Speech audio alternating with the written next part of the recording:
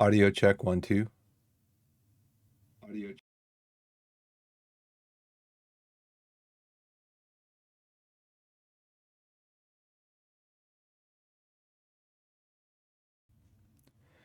Checking microphone 1 2.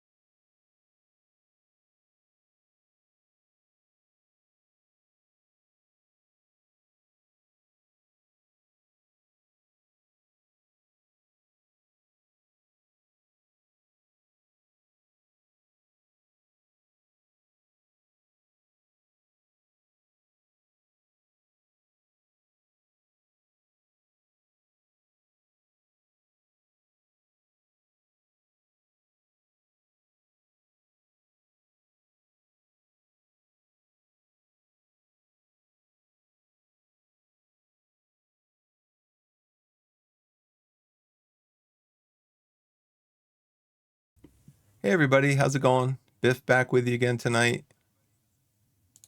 Doing a couple of things here to get the stream set up. Kind of a little haphazard. But let's see. Yeah, we are episode 14 of season 2 tonight.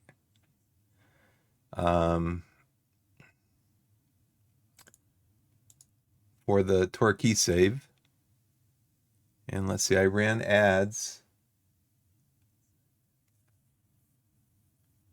I already ran an ad. So it says ads are starting in 30 minutes, but I just ran a 3-minute ad, so I don't know. I don't know how this whole ad thing works. All I know is I got to do it. So I don't know if maybe I get to affiliate, I get a better choice of when to do it. I don't know. It says running 3-minute manually will remove the upcoming auto ad. Well, I already did that. So why don't I do that again? No, it won't let me. Probably because I already did it. I don't know. It's software. In some cases, poorly written software.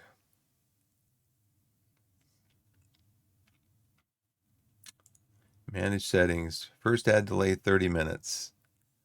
I put in there initially first ad delay 1 minute so I could like start the stream and then the ad would run, but it didn't want to do that tonight either. So maybe I'll try just changing that before I close Twitch and see if it'll start up that way. Maybe tomorrow. So we're going to go into is there any deal? Of course, we know there is a deal and there are deals. Ooh, web server's down. Looks like they're probably doing some maintenance. Because when I click on the link, the home page comes up. But then when I click on waitlist to look at my waitlist, so there's my waitlist. Okay.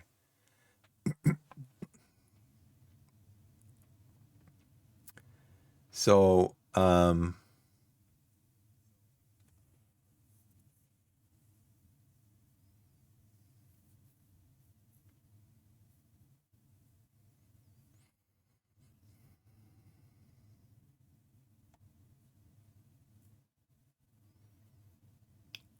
I know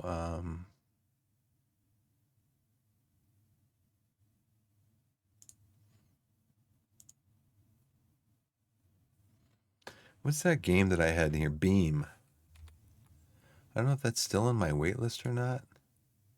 Beam NG.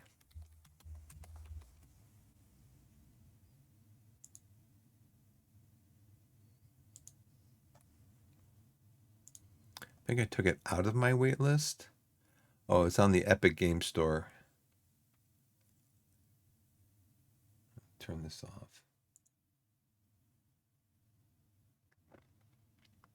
Well, we can still look at it there. Leave it on over there, I guess. Still Euro Truck Simulator and American Truck Simulator stuff still on sale. But like I said, I'm probably gonna just wait till the Christmas sale. Because I've got so much stuff I can play.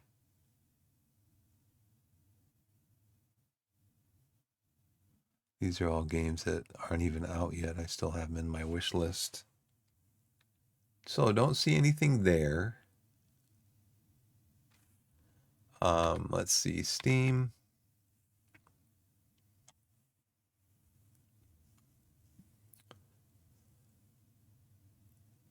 Steam is still the Automation Fest. Then it's got these here. H-Divers, Tower Wizard. We Go, World War II Stalingrad. Developed by Slytherin. Interesting. One friend owns this game. Of course they do. Let's see.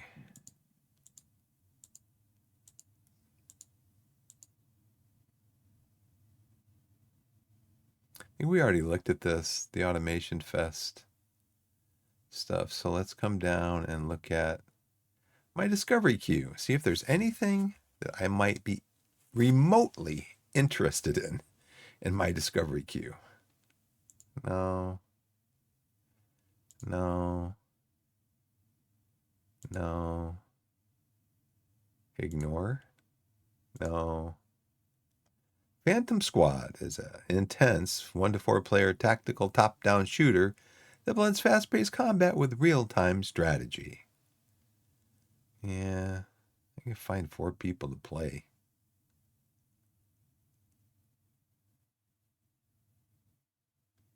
Yeah.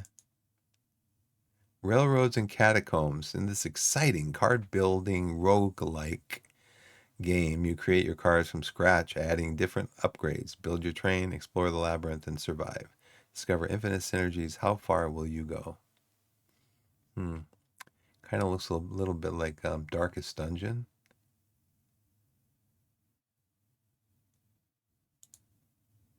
The population must grow. Yeah, I'm going to ignore this. Anything with that word in it, not interested. Digger, Galactic Treasures is a space adventure where you drill into asteroids to uncover rare resources and hidden treasures.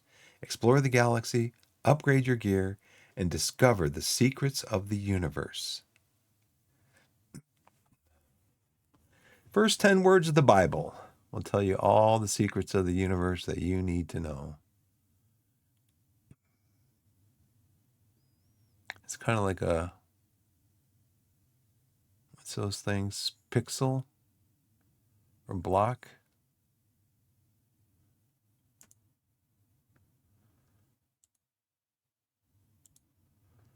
There's a demo. Maybe I'll add it to my library. Go out to my library and find Digger. Galactic Treasures demo. Add to demos to play.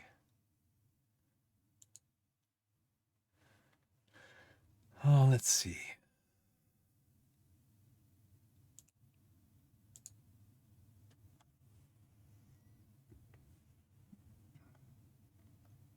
Maybe we'll take a look at that.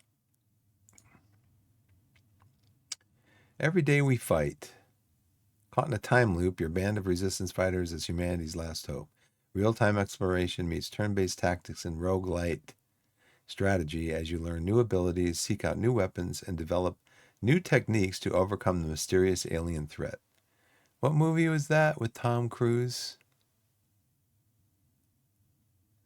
If you're caught in a time loop, you're caught in a time loop, but like in that movie, you remember what happens from day to day.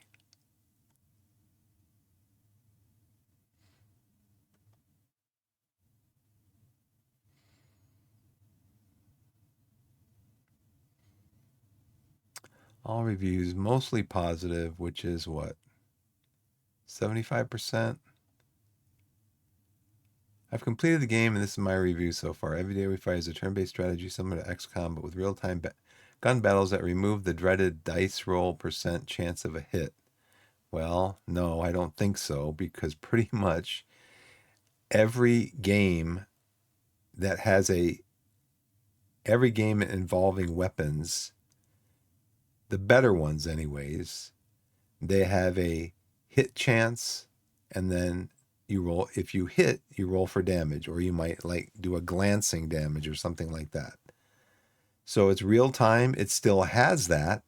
It's just hidden behind the mechanics of the game. Otherwise, every time you shoot, you're either going to miss or you're going to hit. I mean, you're going to hit all the time or you're going to miss all the time, unless you have some type of RNG. This is genius, and I hope that other publishers follow suit and herald in a new subgenre. Really? The game looks nice and mostly plays well, though there are a lot of bugs that currently mean you will be quitting and restarting or the game will crash. Well, that's great. That's just what I want to hear when I'm getting ready to spend 20 bucks on a game. That's just what I want to hear. Yeah. Hooded Horse is slipping a little bit. Hooded Horse needs to be careful. I mean, it is in early access, but early access shouldn't mean that it's buggy, that players are actually doing beta testing or alpha testing the game. It shouldn't be like that. It should be, look, most of the bugs should be squashed.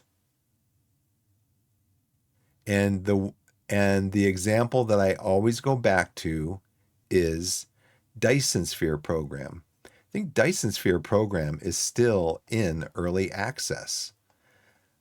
I bought it for $18 like 3-4 years ago, and I've never had a bug. I've never had it crash. Never had a bug. I've built a Dyson Sphere. I've traveled to planets throughout not the solar system, but the universe, what they call the universe. This is the actual universe. You know, I mean, that is the best. Dyson Sphere program is the best example of what early access should be. It should be polished. When it first comes out, it shouldn't be like, well, we've got all these bugs we need to try to figure out. You know why they have bugs that they still need to try to figure out? It's because they're overextending. They're overextending. They've done too much. They're trying to add too many mechanics to the game like right away and try to push it out. And they're not ready. It's not ready. If you're quitting and restarting the game because the game's going to crash, it's not ready. It shouldn't even be out yet. It should not even release a demo. If you want players to try it, release a demo. See, this guy, he completed the game in 24 hours of playtime. My first Dyson Sphere took me. There's two ways to play Dyson Sphere. You can build a Dyson Sphere, and that's one of the winning conditions, or you complete you complete you can complete all of the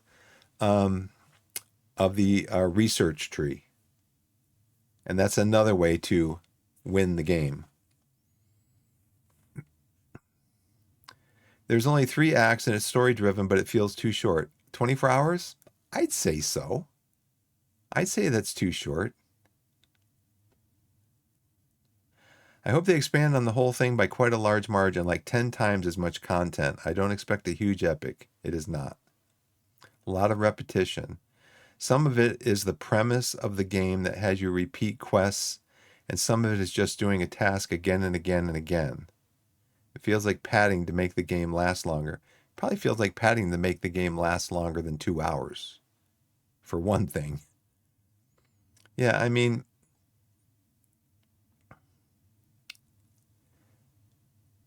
if there are gun battles, it is RNG. It's just they're not showing you the dice rolls. They're not showing you the chance to hit and all that stuff. But it's happening. It's happening. It has to. There has to be RNG. Otherwise, like I said, you're either going to hit every target every time or you're going to miss every time. The only way that you can have sometimes you hit and sometimes you miss is RNG. It's not rocket science.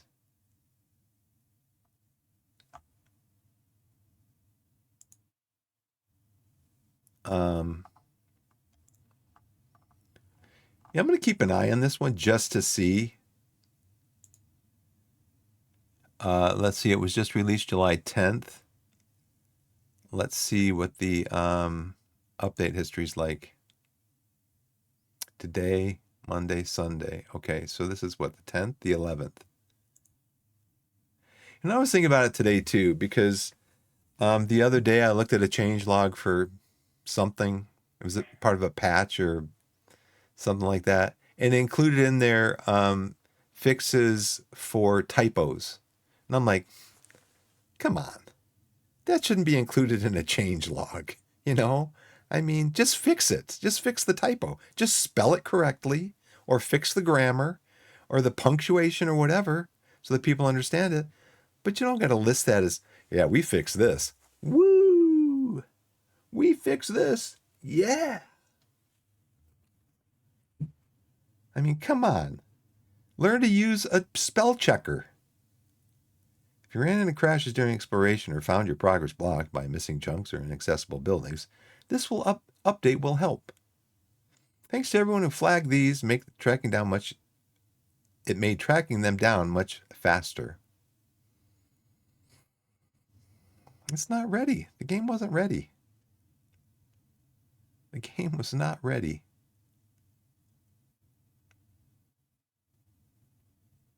Changelog. Well, this must have been nice. Fix for the challenge completion / failed sound playing multiple times after. After what? After challenge completion or failed? That must have been nice, huh? Have that sound going off every few seconds. Beep. Beep. Beep. Beep. Wow, that's great.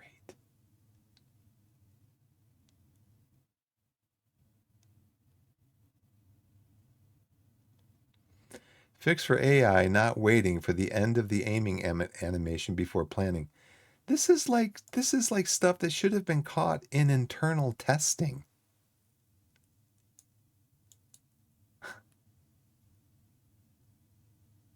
Fix for bleeding units reloading, crashing the game. The game wasn't tested. That's what they're using EA for, is for you to spend $20 on this game at the current price, or $30 at the full price. You're paying for to test this game for these developers. That's great.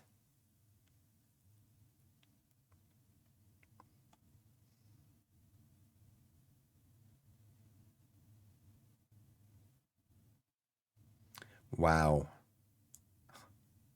Reminder that we've especially heard you loud and clear on saves. Saving anywhere outside of combat is already in testing. Really? And we'll have it out as soon as we can. This is just the beginning. Yeah, it's just the beginning. Alpha. It's just the beginning. Wow. Yeah, I'll keep an eye on it. I'm interested in stuff like that because to me, it's just like, it's not ready. That's why I say Hooded Horse needs to be careful with this because they're going to get I mean, they'll just get dinged. They keep doing stuff like this, releasing stuff that's not ready, like Manor Lords.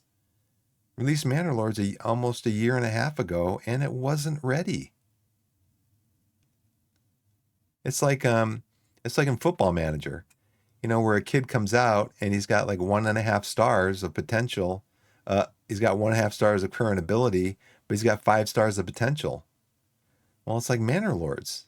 Manor Lords has a lot of potential, but it's like 2 stars now out of 5. Yeah, it's in fact Manor Lords. I think it's dropped all time. It's gone down to like 86%, where it was above 90 at some point. And the most recent reviews give it like in the 70s because it wasn't ready when it came out, and they're allowing people to spend good money on these games to test them.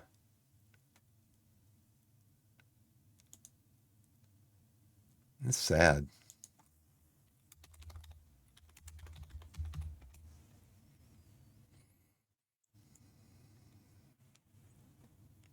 Yeah, all reviews very positive. That's like within probably, I would say these reviews happened within probably the first 2 months of the game coming out.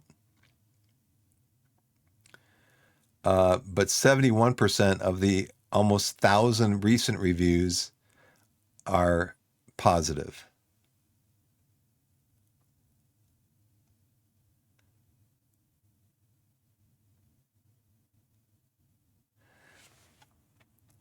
Okay, so this is early access.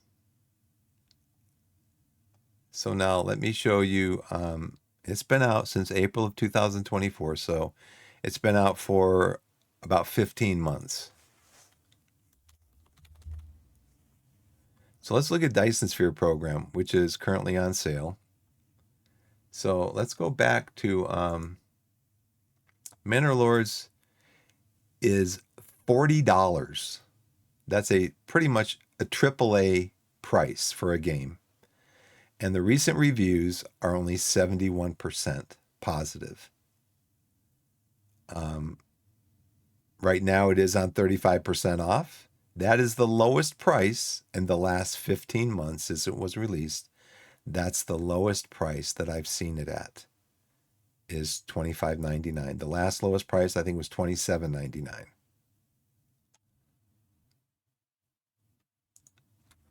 But now look at Dyson Sphere program.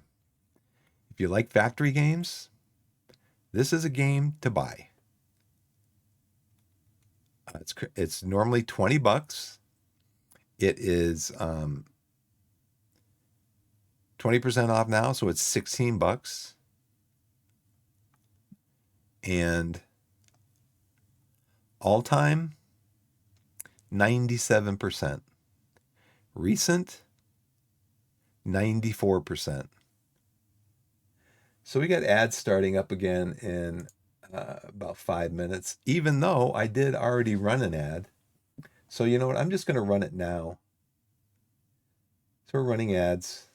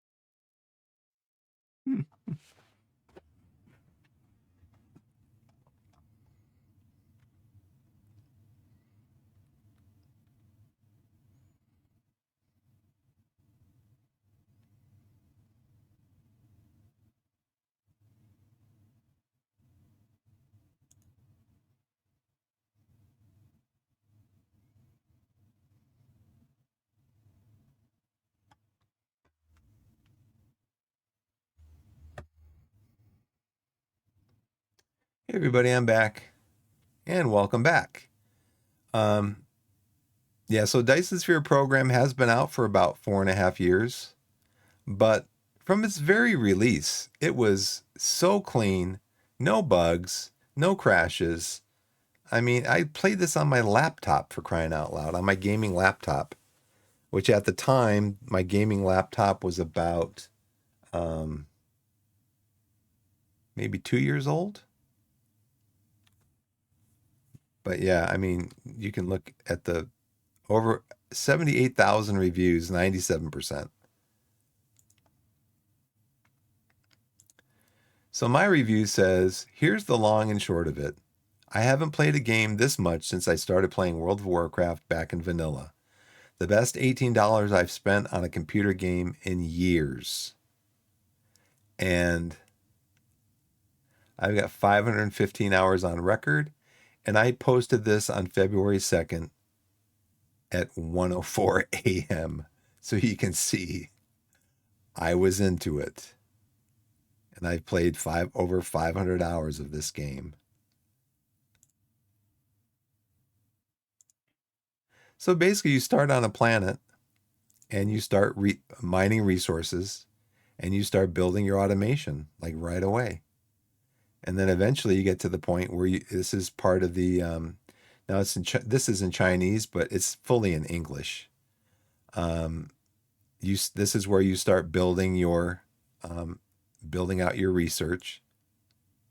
And then there comes a point in the game where you can, it's called sail, where you can sail.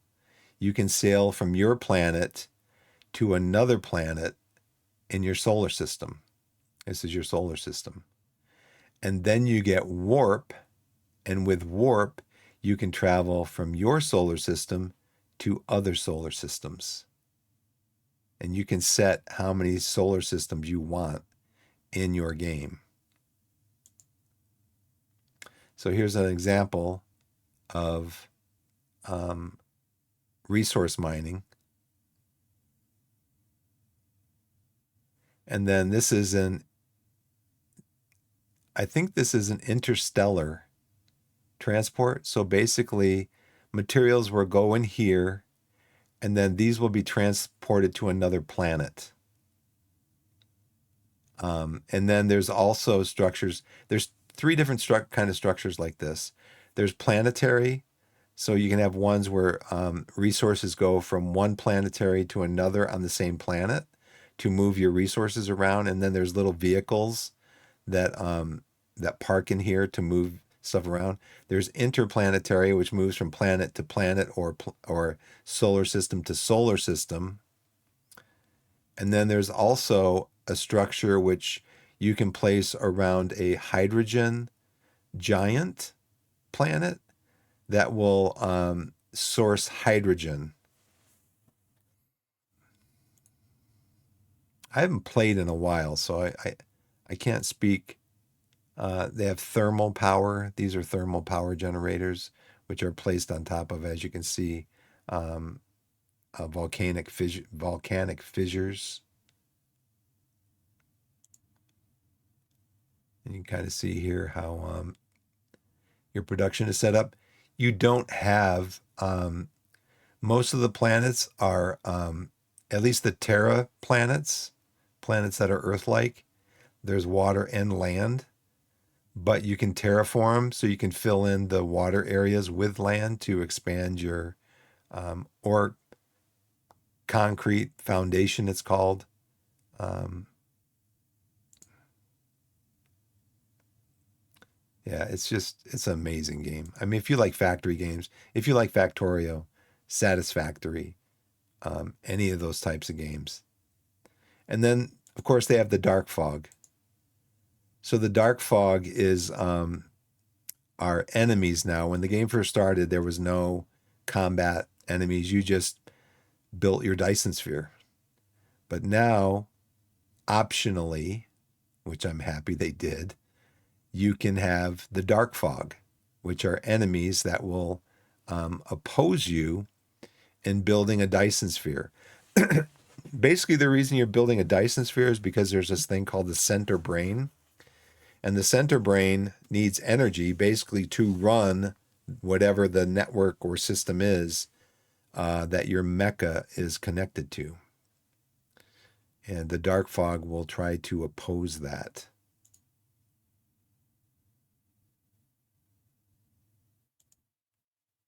It's just an amazing game. It's amazing. Did we already do all of the? Did we already do all of the? Yeah, we finished it. Okay. All right.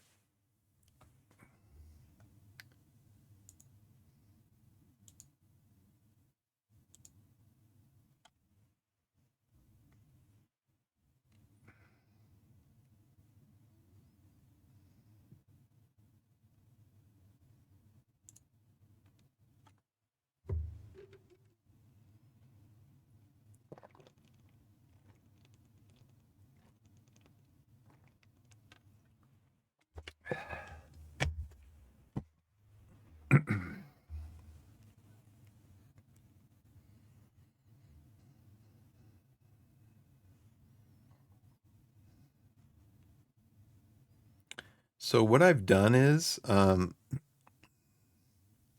did download the list of hints that come up in the game.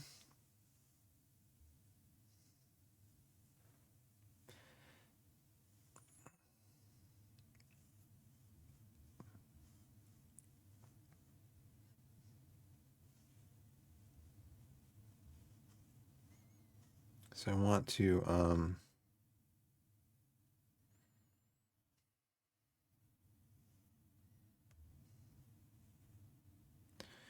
move these over to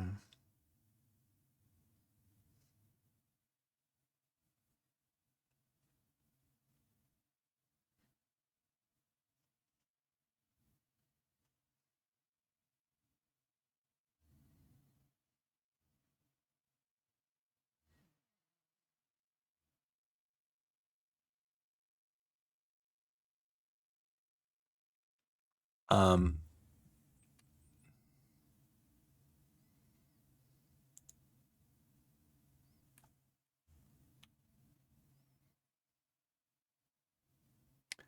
so I did play some offline a couple days ago, lost 2 games. We drew against St. Albans. We lost to Farnborough, who's the #1 team in the division, 3-2. We lost to Yeovil on penalties. So Yeovil is like 25 places above us in the tree. I think they're 12th in the Vanarama National League. And where are we? We're 3rd in the Vanarama National League South. So they're like, what, 9? They're 16 places above us. So we drew against them.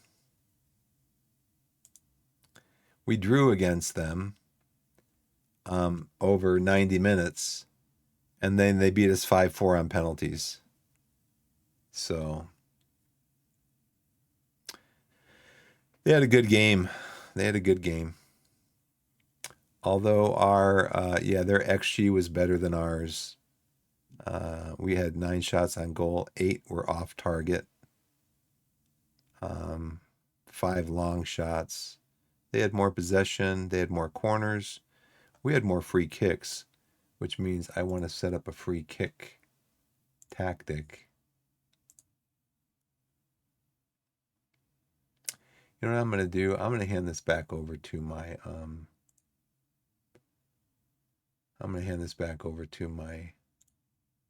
set pieces coach.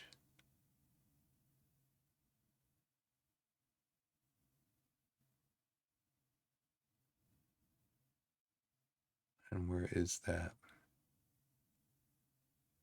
Set pieces. Give that back to my set pieces coach. Just let it ride. I mean, I'm really thinking,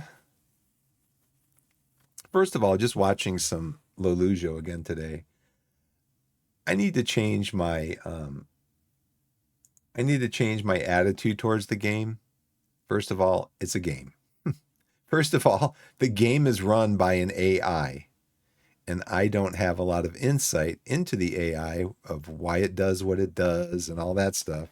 So I'm just going to, you know, play it and see where it goes. Now, I don't know why I came over to finances. So what I want to do is I want to develop a tactic that my players are familiar with. And what we're doing is we're doing the wing play or 4-3-3 defensive midfielder wide.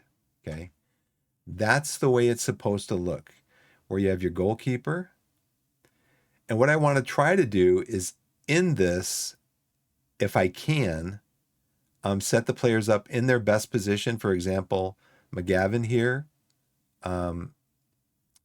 he's in this role, in this setup, the 4-3-3 defensive midfielder wide wing play. You're supposed to have a attacking forward. Well, Rutledge advanced forward on attack. So that's his best position. So we're going to leave him. We're going to leave it like that because that's his best position. He's playing in the 4-3-3 defensive midfielder wide wing play. They want the striker to be an advanced forward attack, and that's Rutledge's best position. So Collins, on the other hand, his best position on the right is a winger support. He also can do the winger attack. Now, his finishing is a 10, but he's very fast. He works really hard. So he can play the winger attack position, which is required in this formation. We have Willard over here. Let's go to our best 11.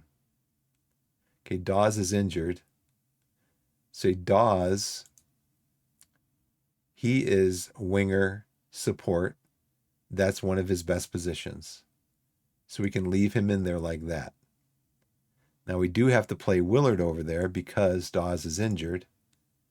Willard, winger support.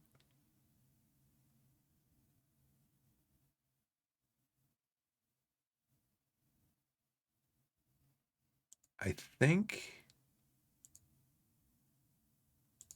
okay, on this side, his best position is inside forward or winger support. He's also a 3.5 stars. Now, where is, what's his name? Glover. Glover is 3 stars. Now, what I've thought about doing is changing to, because Glover can't play there. So Glover's best position is over here. Winger support, he's 3 stars. Willard, central midfielder.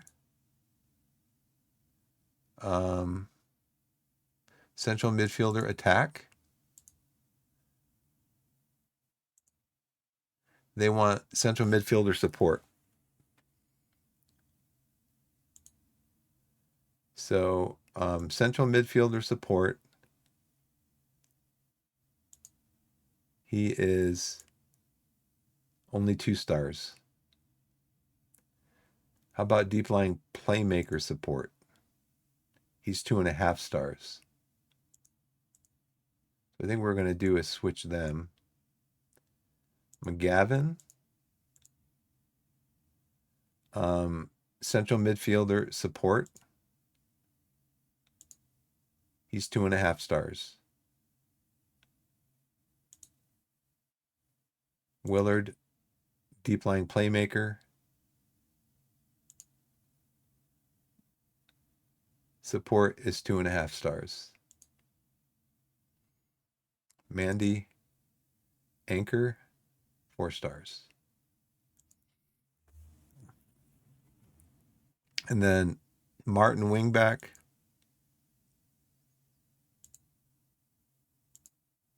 2.5 stars.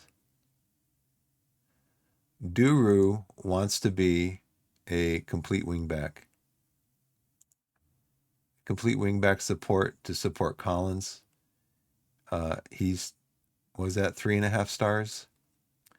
And then Can, here is a, this position, they want him to be a defender. So that's what we have him. Goalkeeper, defend. And then that is his best position.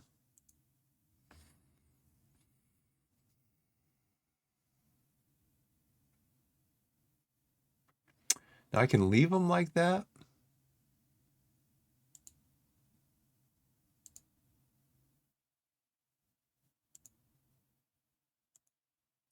Now his best position is over here. Deep line playmaker support. Willard's best position,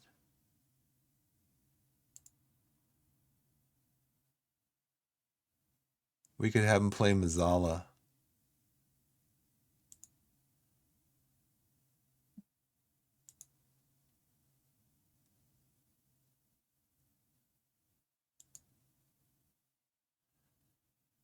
Now again, he is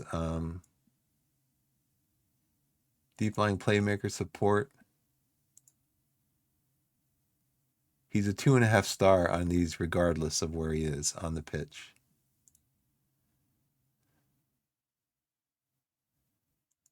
McGavin as a Mazzala is 3 stars.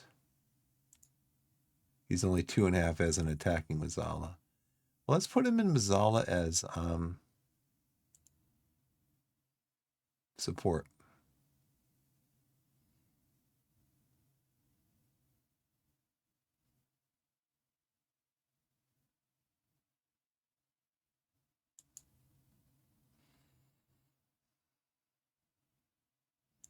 No, I didn't want to do that. I want to do this. Oh, he's 2 stars.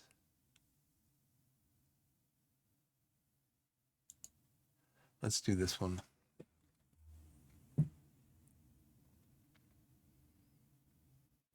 So I kind of want Glover.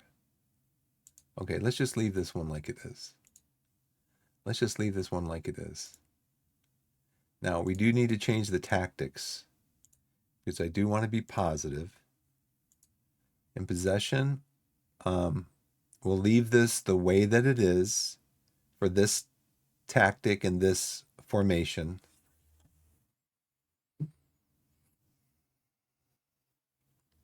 The board wants to be high tempo,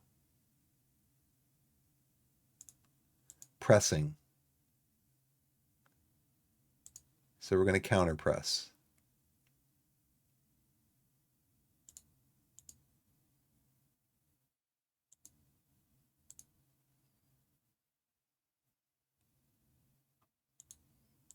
Because that's what the board wants us to do. Distribute quickly.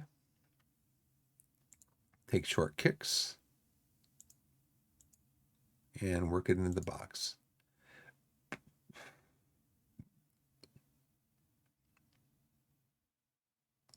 I'd like to be more disciplined with the ball. But let's just leave this as it is. And play for set pieces. That's something that the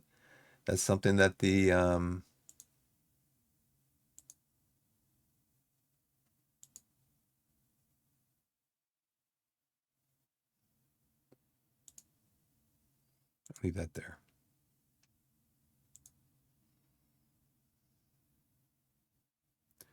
Now, what tactic is this? The Gegenpress. Okay. The reason I had this set, Okay, so this is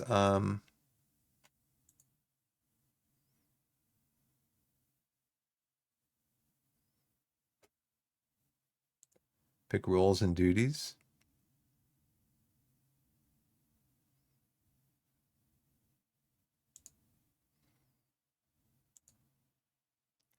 Restore from tactical style.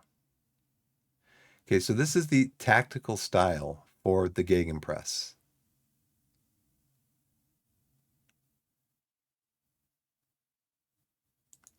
Now, is this though the okay, the best 11 for this setup is right here. Rutledge as a pressing forward is only 2.5.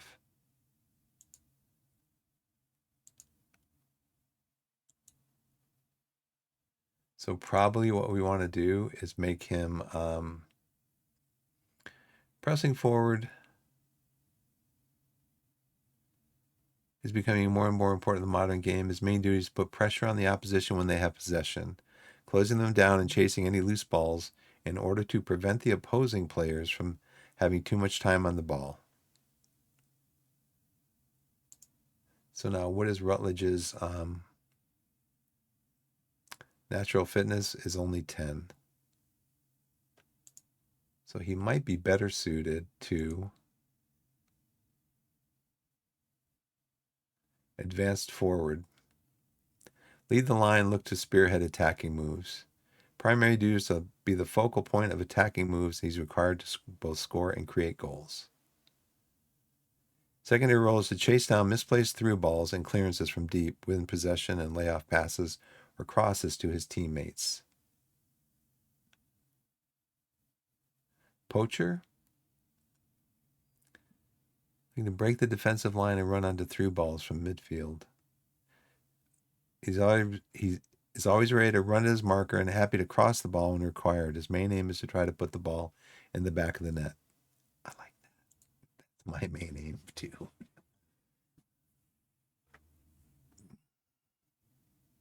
Because I think thank you. Thanks, Easy.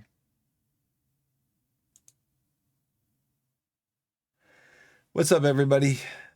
So I think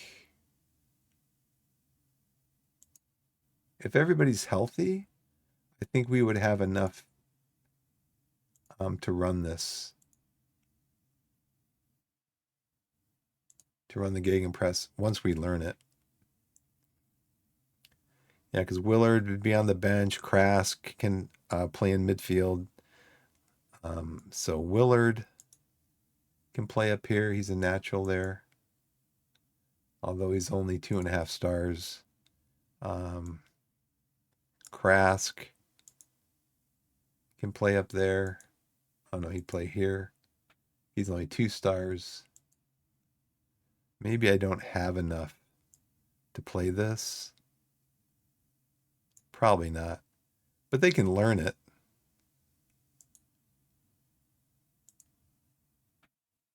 They can learn it at least.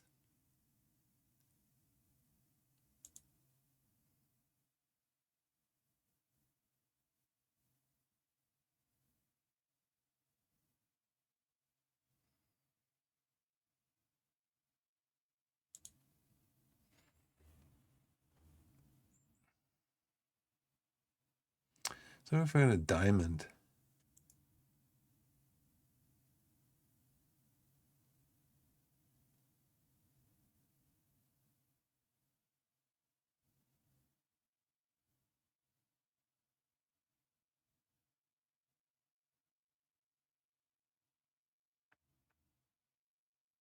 Thanks for following, Easy. Appreciate it.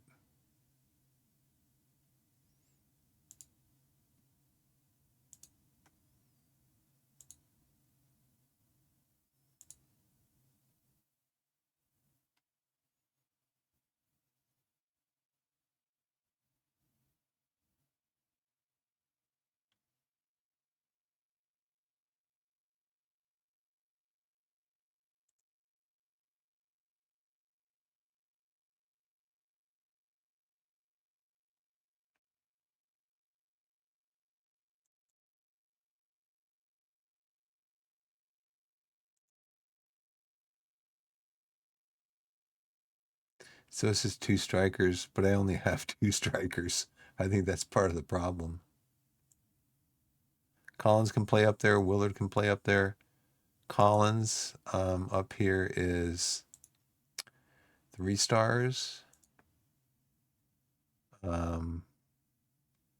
Willard up here is 2.5 stars.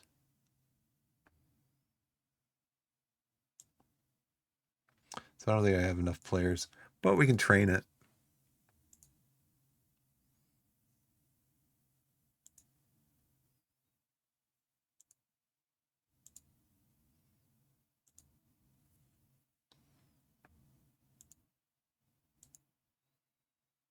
That is not my best 11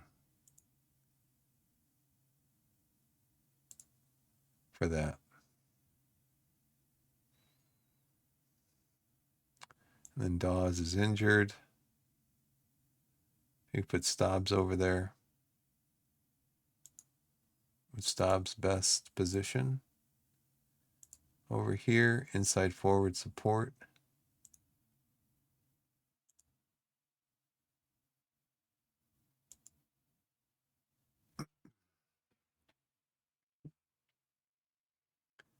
Let's go ahead and save this like this.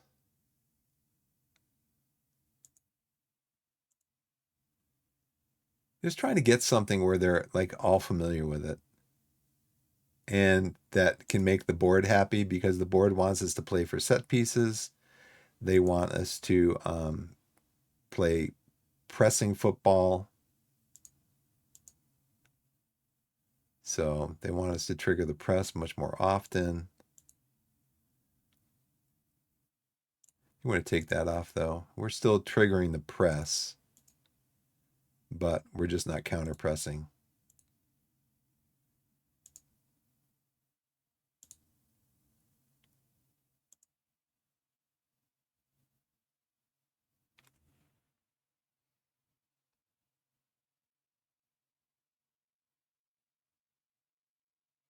Okay.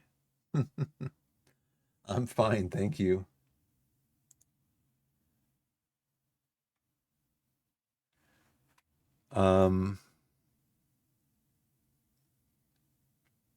Oh yeah.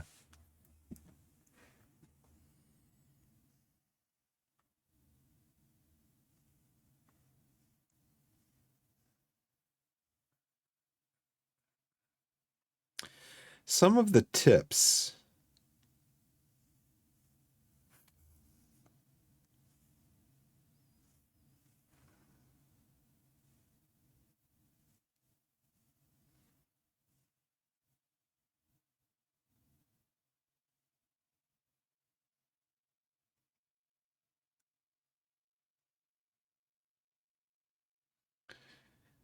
So you know how these games have hints.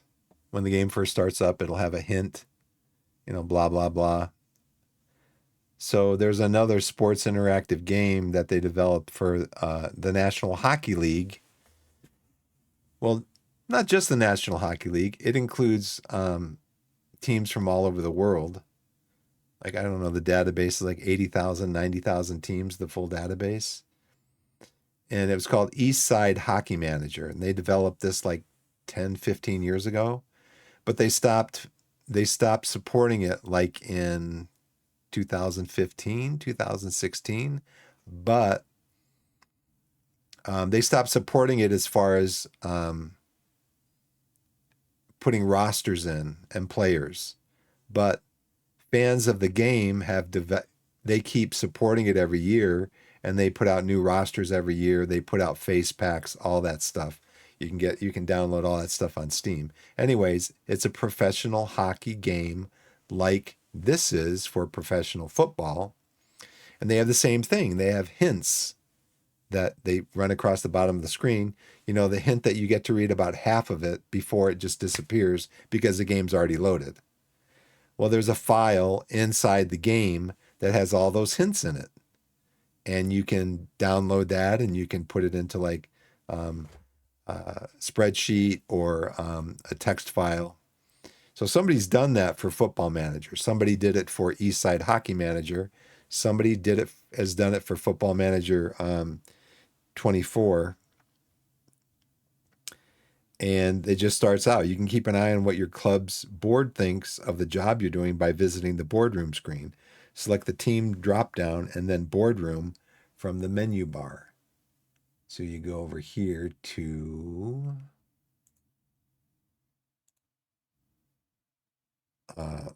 team drop down and then boardroom.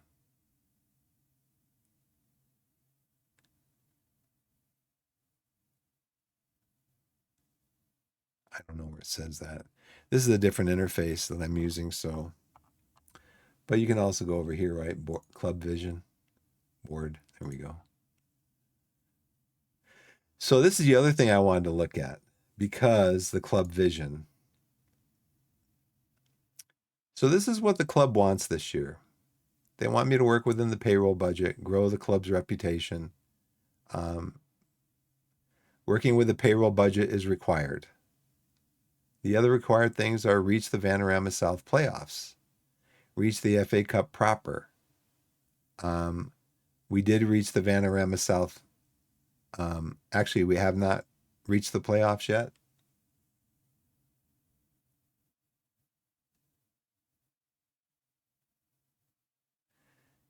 Yeah, I'm looking at the chat right now and I'm seeing your message, but I'm also playing the game. So,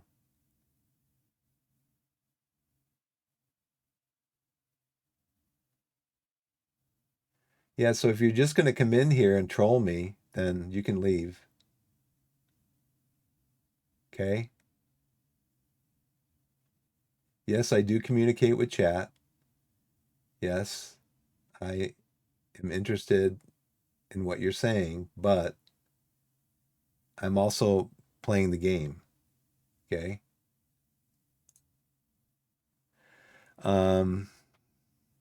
Reach the Vanarama South playoffs. We're in progress on that one. We didn't reach the FA Cup proper. Okay. Then talk, chat, and discuss the game. I'm talking and chatting and playing the game. So, so this is what the board wants. So this is one I need to focus on. I need to focus on the playoffs. And then the supporters also want me to reach the playoffs. So right now, I think we're in third. I think we're in third. And so the top, of course, it would be best to get automatic promotion. But in this league, there's only one automatic promotion spot, and we've been dropping points. So we're now 8 points behind Farnborough, halfway through the season, basically. But there are 6 playoff spots. So hopefully we don't have a meltdown like we did last year at the end of the season, which apparently is very typical of what Football Manager will do to you. It will melt you down towards the end of the season. So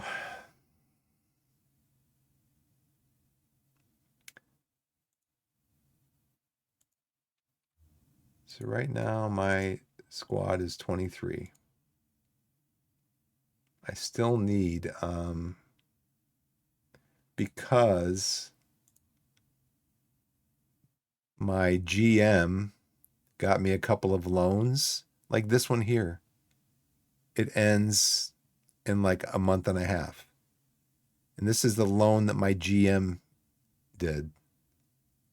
And so right now, as far as transfers go, I'm not sure, but I've probably used up most of my loans this year. And I'm going to be in trouble at some point. Yeah, Leo is...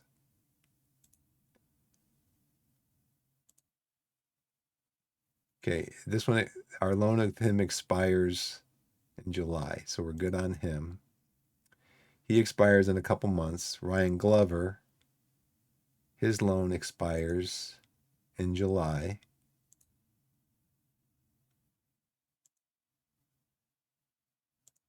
His loan expires in July.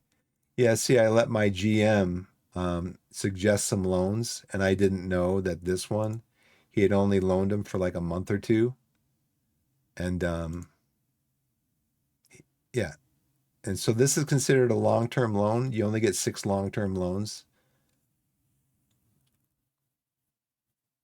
I'm in the US. The current season of my career is season 2, just like it says in the description. The stream description, season 2. This is episode 14, I think, because I play really slow. Because I'm just learning the game. Yeah, I'm just learning the game. So we need to get another. I'm trying to get zero cost loans. It's difficult. They've already told me, don't get this guy. Um, but I'm trying to find zero cost loans using the filters here, and I can't figure out how to do it.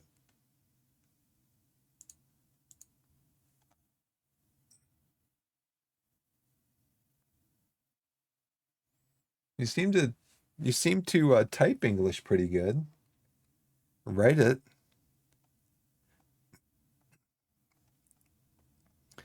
So when I'm looking for players like this, I'm thinking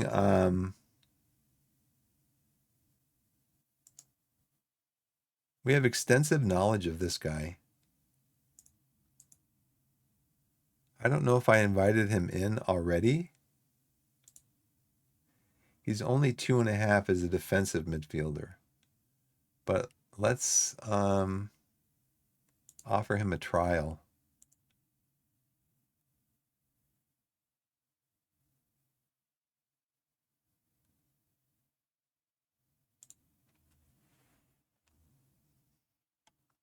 Well, let's go back up here. So he is somebody that we know about. This guy is a forward. We have extensive knowledge of him. Skybet League One. Yes.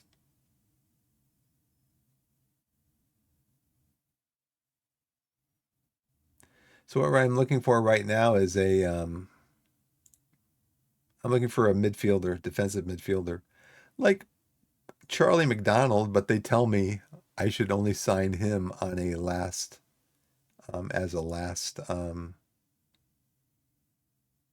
resort. Yep.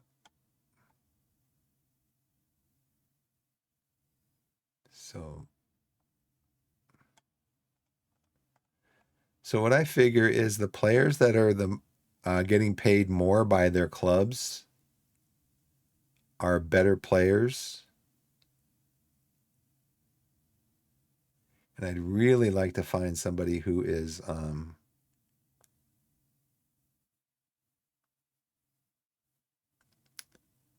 oh, you know what? I've got to go to Ben Lynch. Did he sign with anybody? He's out of contract. I wonder how much I could get him for. We had him on a loan earlier this year, but again, it was another loan that my GM set up, and he set it up for like 3 months, and he just left as his loan contract ended at the end of middle of November, and I know he went out of contract in at the end of November. So I was flagging him to look and see. He hasn't signed with a club, but you can see, I mean, he's 3 stars as a complete wingback. He can play up and down the left-hand side. So I'm going to see if he can also play center back. But he's only 5'8", so he wouldn't be a very good center back. But he's very quick. I mean, if you look at his everything over here. He's very quick. Crossing, he's got good determination. So let's offer him a contract. Yeah, he can be a fringe player. That's fine. Would be a terrific signing.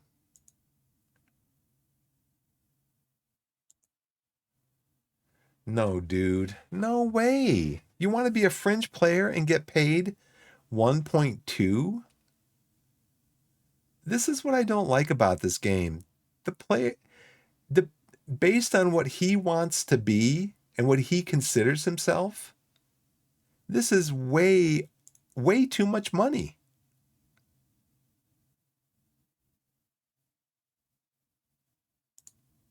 I don't remember what we were paying him.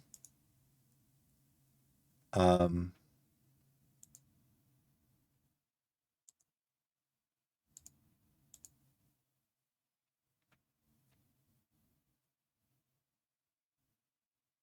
yeah, I know. Pretty cool, huh? I remember the first time that when the internet first kind of got up and running, and I remember I called my wife downstairs because I had gotten on a internet call with somebody in England, and I was like, honey, come here, come here, come here, listen. She's listening. I'm like, I'm talking to somebody in England. This was back 30 years ago. She was like, wow, awesome. Um,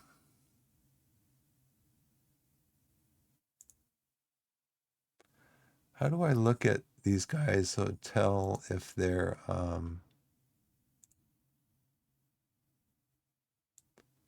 tell what kind of player they are? Okay, here we go.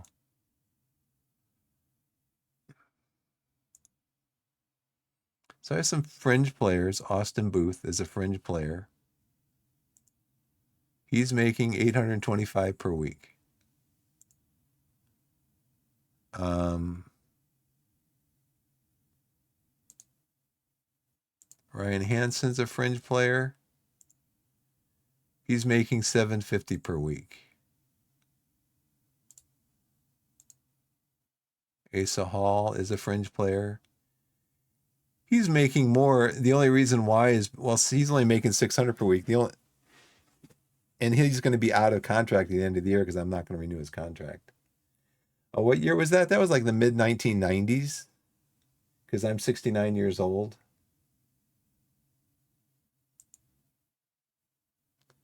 Um, yeah, I mean, oh, you know, I can also go in here and I can look at Club Vision and I can look at finances and I can look at salary and I can look at fringe player, lowest basic wage, average basic wage, highest basic wage. So $725, dude, is as high as I'm going to be able to go for you. That's the average.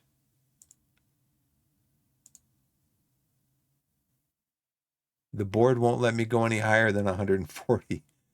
I don't have the money to sign him because my board is skint.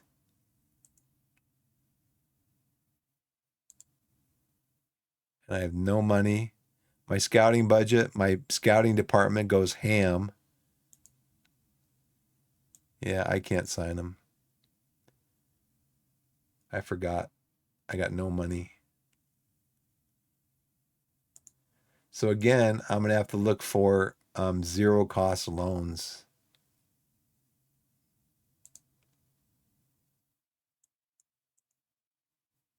Sorry, dude. I got no money.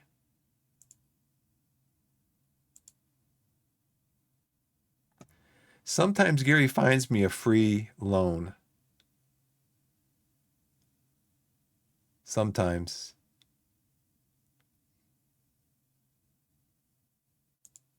Not often. So Bath City is 11th.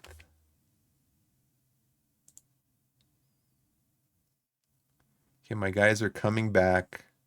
We just played a couple of days ago. They're tired. Yeovil defeat Torquay 5-4 in penalty kick shootout. Because I love European football.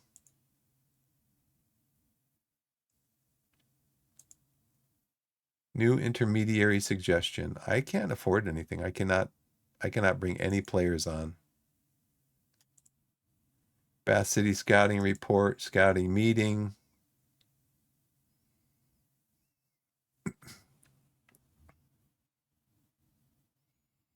Okay, he's under contract.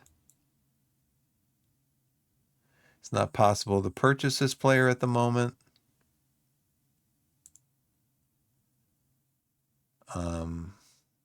I can't purchase anybody.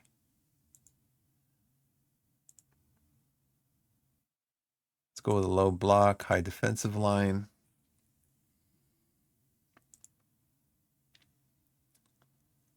Okay, the game is when? Tuesday. Okay.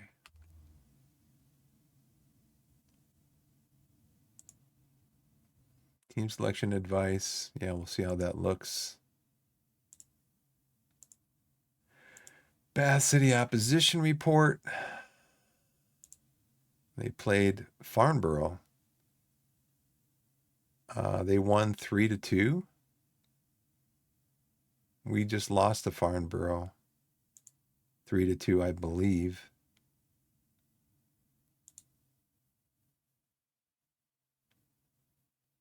They had 675 passes attempted.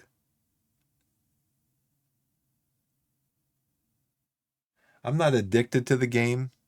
In fact, I've just, like last night, I took the night off. I just needed a break because I have a 6-year-old and, you know, she's up early and she wants to do stuff. Like today, we went to the library and did some stuff. And so sometimes I don't stream because I'm just tired. Yeah, thank you. Yeah, sometimes I'm just tired, so I don't stream. And then my schedule is going to be changing when she goes back to school in a few weeks. So remarkable improvements over the last couple of months. I feel the player's exposure to first team soccer has definitely been a factor in his development. Good player for most Vanarama national sides. Reckon his potential could lead him becoming a decent Sky Bet 1 striker in the future. Good. Start scoring some goals. Start scoring some goals for us.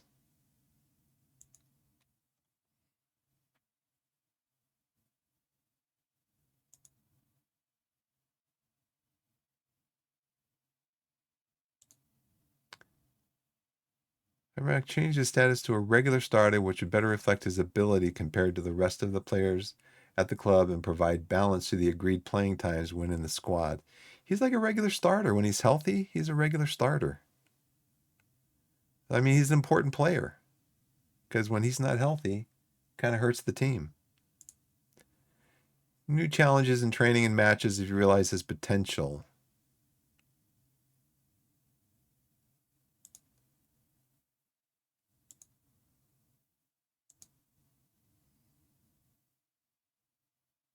So the game is tomorrow. It's game day.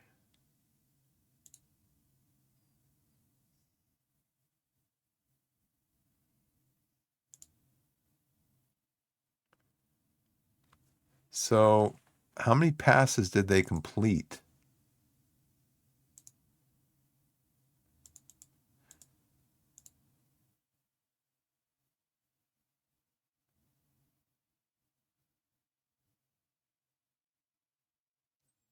Most passes by Bath City were made just before the halfway line, right here. Well, that's interesting because you want me to play a low block. So hopefully we play a low block and we can press them where they want to pass.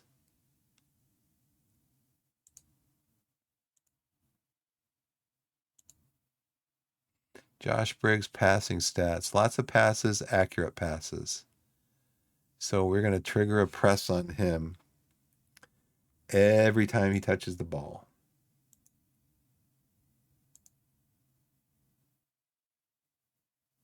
What was his name? Josh what? Josh Briggs. Okay. I don't see a Josh Briggs in here. I don't see a Josh Briggs in here, game.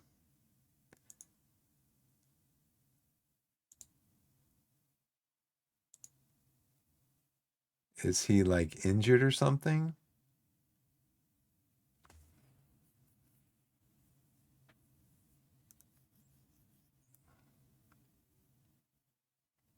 This is passing is a 6. We don't have a lot of information on him.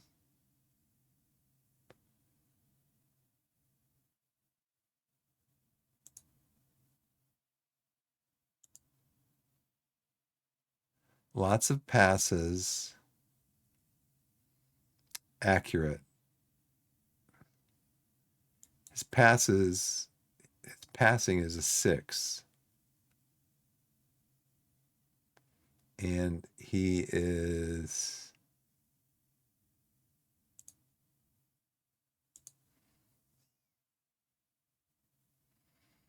okay. He's not in the starting 11 according to this.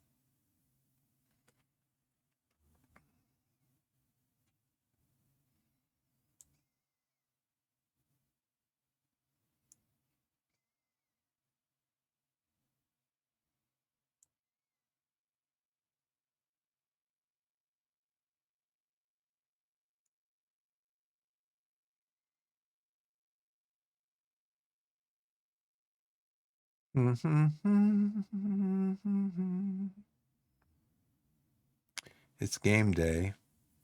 Mandy is tired.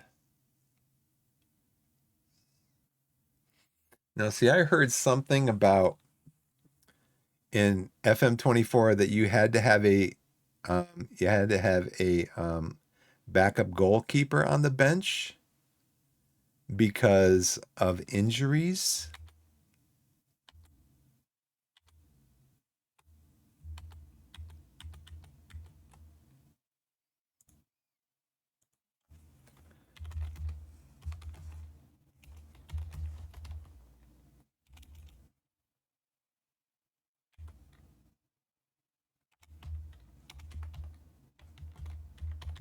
Goalkeepers have a high rate of injuries.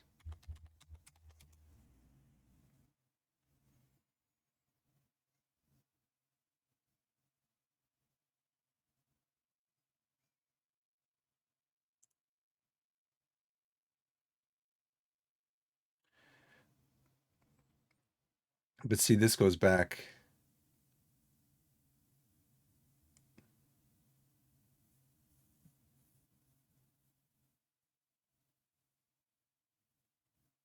This this guy says, I have all 4 of my first team goalkeepers injured with a lower arm fracture after being struck by the ball. All 4 of them within 1 month.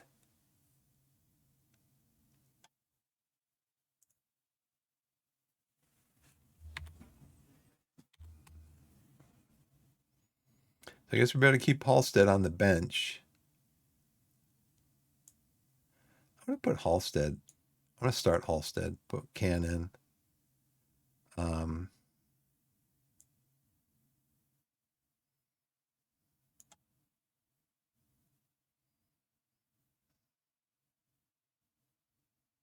I'm not going to play Bowen. Bowen just had a game, didn't he?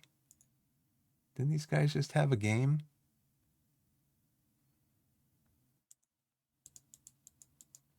Yeah, the under 18s just had a game. Well, the same day we had our game with Yeovil.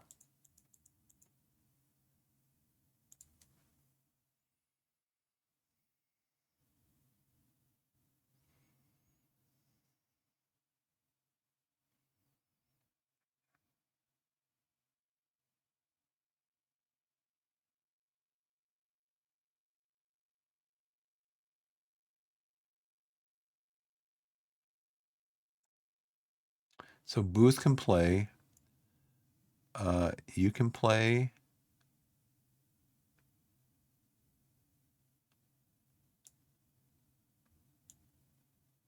Marshall, Booth can play there.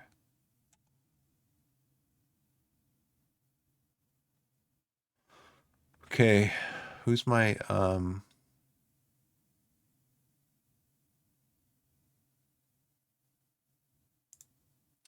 Booth can play over on the right too. So maybe I don't have Krask in. Krask is light though.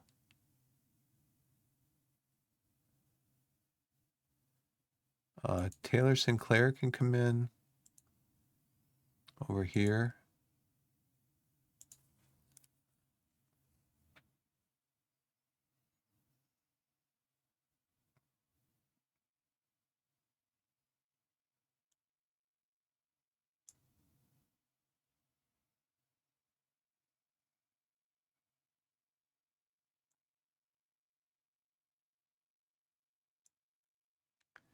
Okay, looks like we got ads starting in about, what, 5 minutes?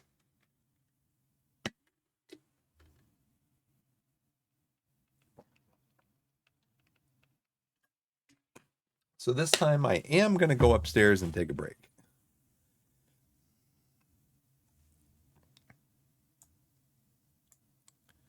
So I can't have both of them in here. Joel Zola.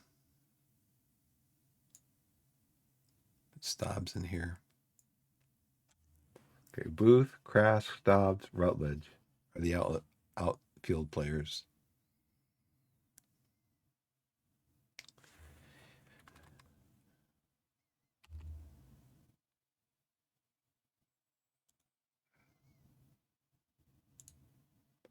See, I want McGavin playing central midfielder attack. I want McGavin playing here. Grichanis.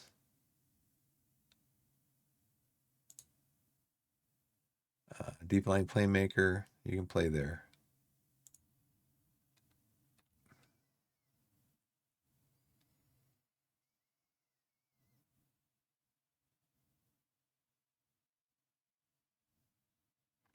McGavin. He's tired. It's game time. What time's the game?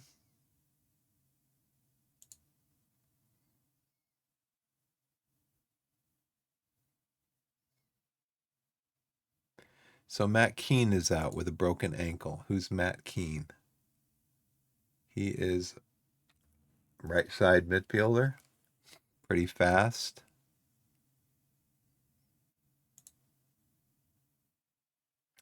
Free transfer. Okay, well, why don't you go ahead and scout him? You guys are spending all kinds of money on scouting.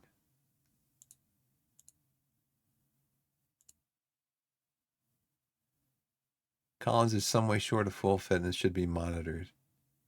Limit to a maximum of 45 minutes. Yeah, I think one of the benefits of playing like a Premier League team or like a team in Serie A, any of the top 5, 6, is that you've got better physios, you got better doctors, players stay a little bit healthier, a little bit healthier. Because yeah, they just don't seem to stay as healthy.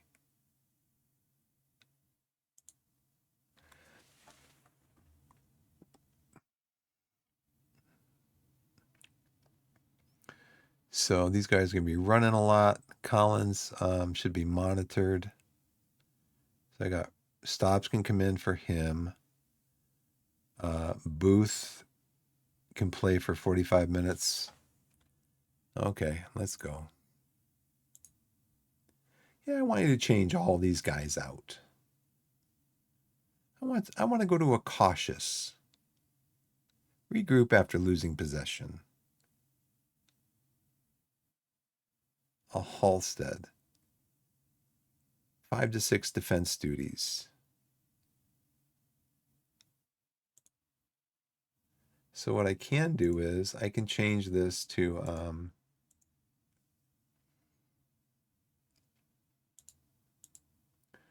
change this to regroup. Fine.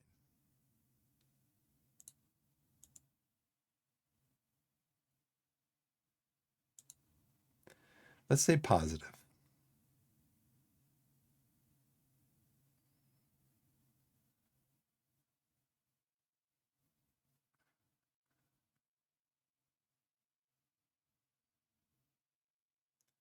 Okay, Rutledge and Krask are kind of tired. McGavin and Mandy are kind of tired.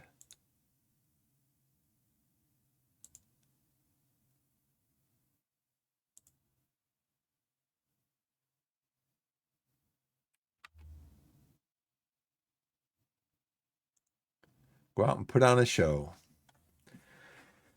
There was something about I'm gonna have to look at that next time because there was something about not being complacent.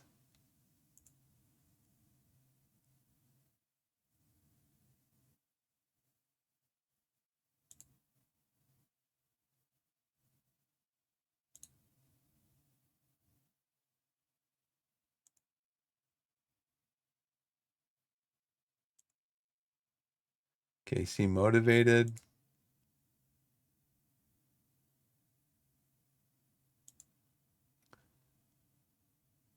Appeared inspired. Good.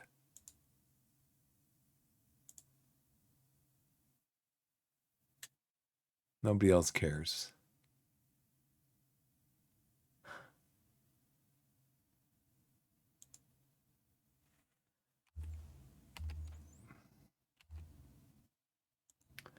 So let's look at our opposition tactics.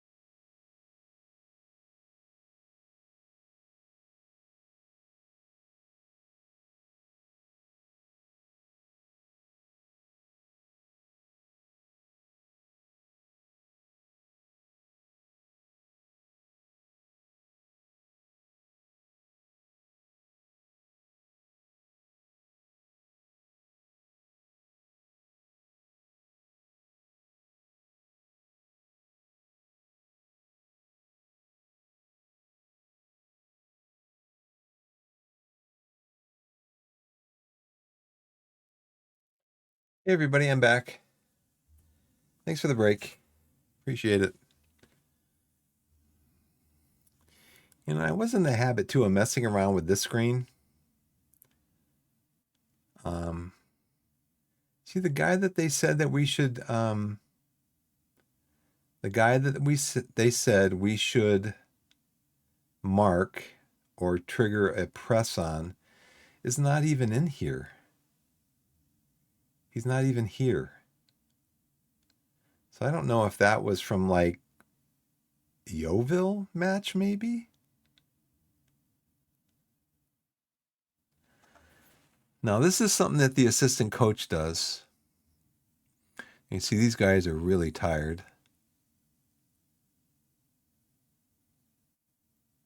But this guy is their best. So we're going to show him onto his left foot because that's his weak foot. Then we're going to show Tom Smith onto his left foot.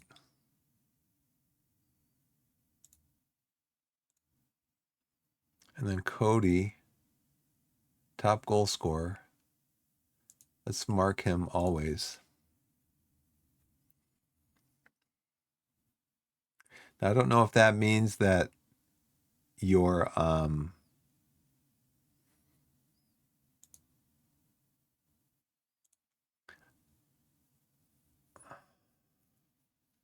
don't know if that means that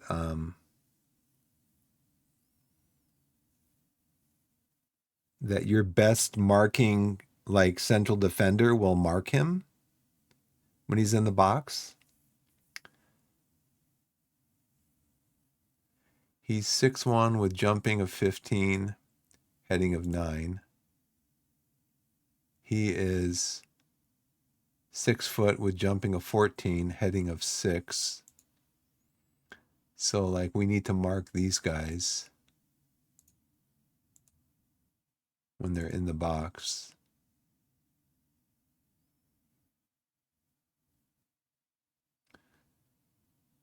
He's playing, we don't know what foot he is.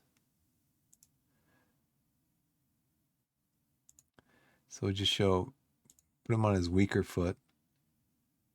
Owen is, we'll put him onto his left foot.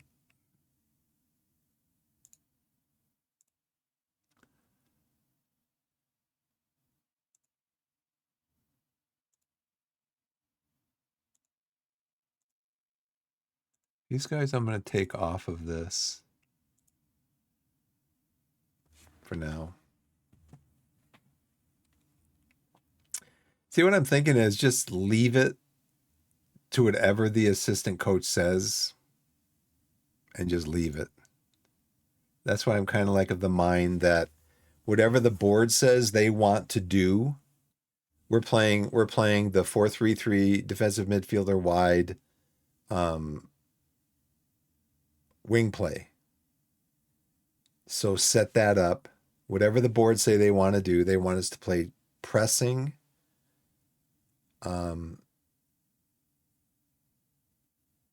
tight pressing, high tempo, focus on set pieces, football. So like those three things. Now I have changed some other stuff in there, but it's like those three things is what the board wanted to focus on. So it's like that's what we should focus on, and just leave the rest of it and let the players do their own thing as far as the rest of it goes.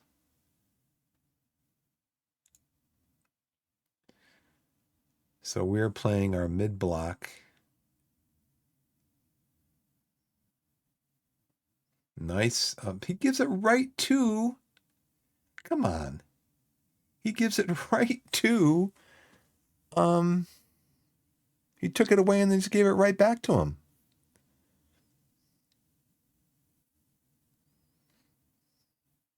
Well, so far we're playing some good defense. Go Collins, go. Go, go, go, go, go, go, go. Go, go, go, go. Give it right back to him again. Krichak. There you go. Barnes. Barnes is our striker. He scores consistently. He's a consistent scorer. So Collins gets it, gives it back to Korchanis, who just puts it on the Barnes's head.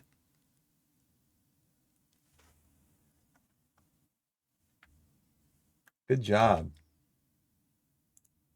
Good job, boys. He's onside. I do have some sun chips. I do have some sun chips. Tight offside. Doesn't say he's offside.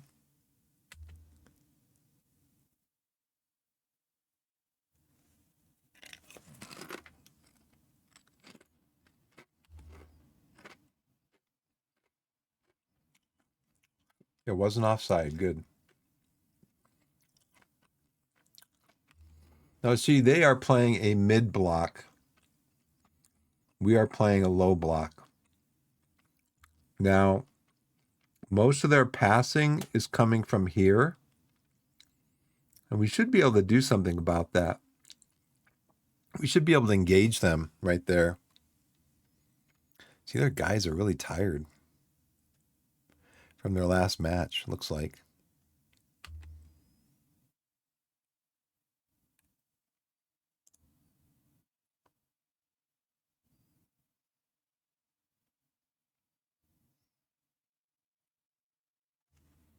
Yeah, we have some sun chips with garden salsa on them.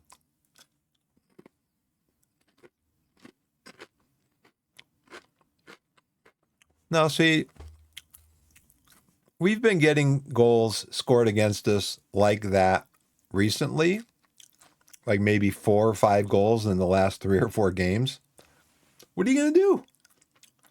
No goalkeeper is going to stop that shot, especially at this level. You said it was a howler? His first ever Bath City goal comes from like 30 yards out against us. Second best against Korchanis' robust challenge.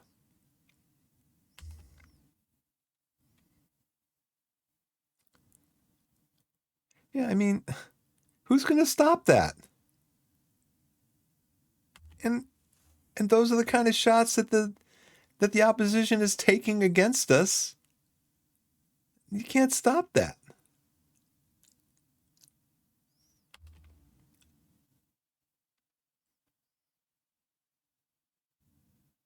Nice. Kobe Rowe.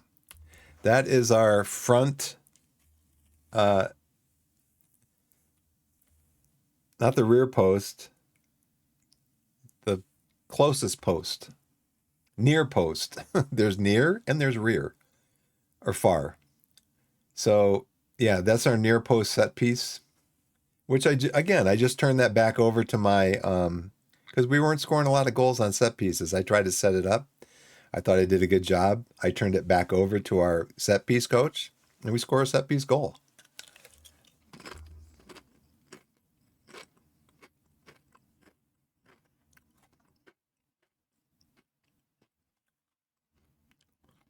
Near post, there's Rowe, right over the goalkeeper.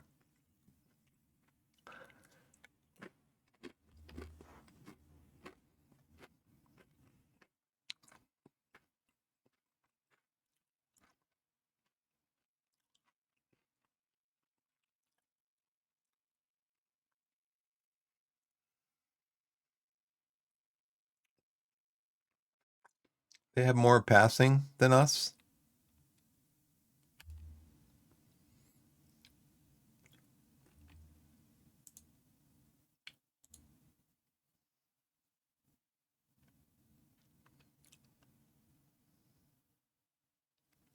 Six 6.9,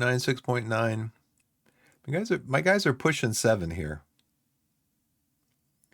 He's completed 93% of his passes. Got 3 key passes here from midfield.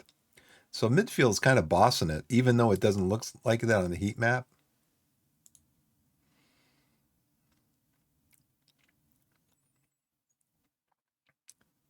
So is this the guy Squires that we were supposed to know? It was Josh something else. Josh Bridges. There's no Josh Bridges in this This guy's going to come off at halftime. He's going to come off at halftime.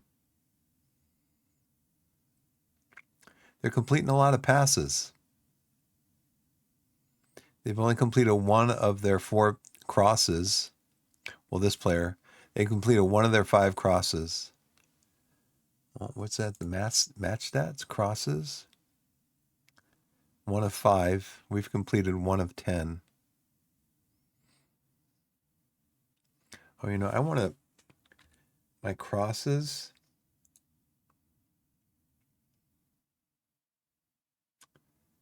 Now see,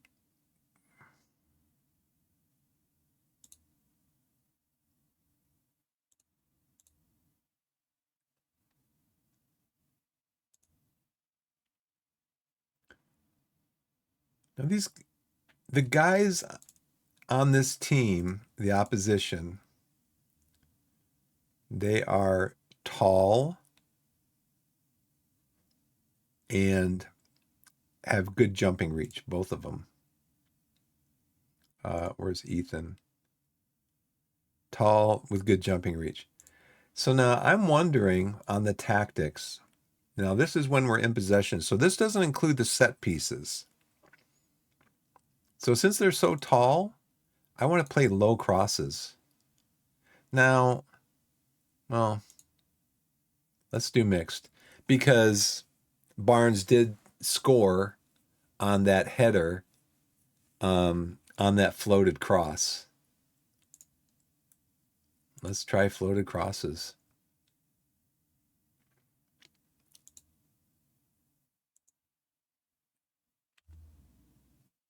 We have 15 minutes to halftime.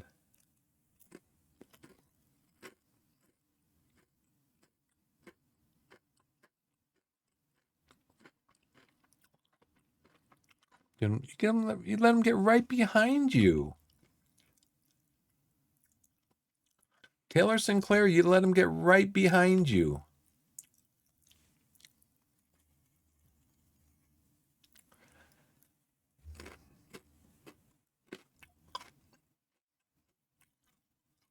Yeah, right here, hanging right on your shoulder.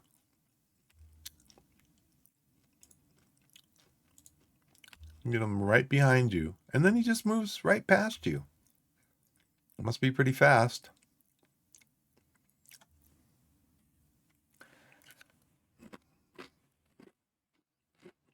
Yes.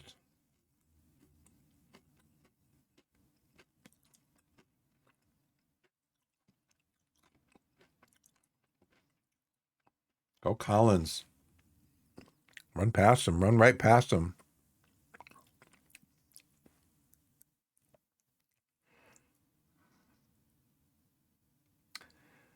What a shot. What a shot. Hopefully this will be encouragement to them and it won't be a negative.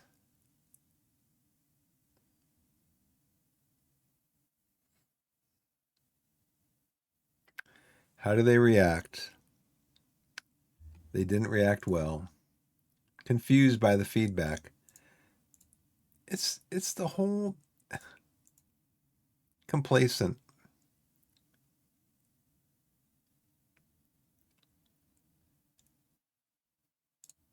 I don't know why players are complacent either.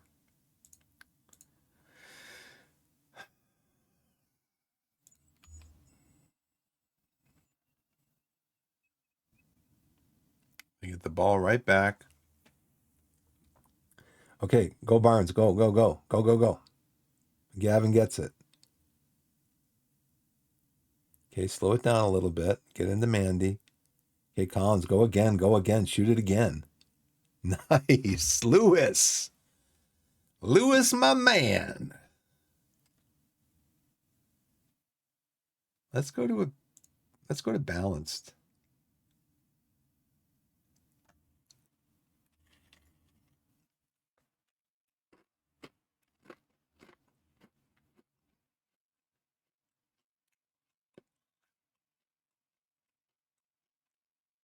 Let's just leave it. Let's get another one.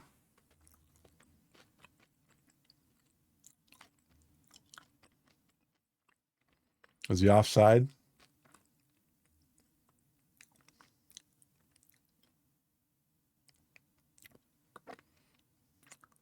He was offside. No, he came up.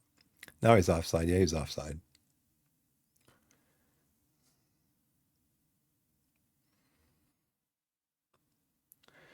You were way offside, dude. You're way offside. It's a good, nice play, but you were way offside. See if McGavin can make it to the end of the.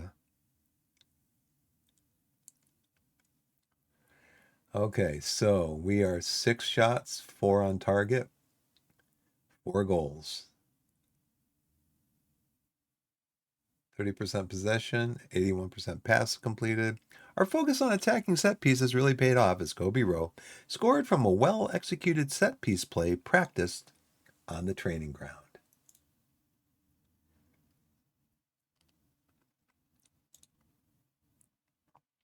I wish you could pull this over. Kind of, see better.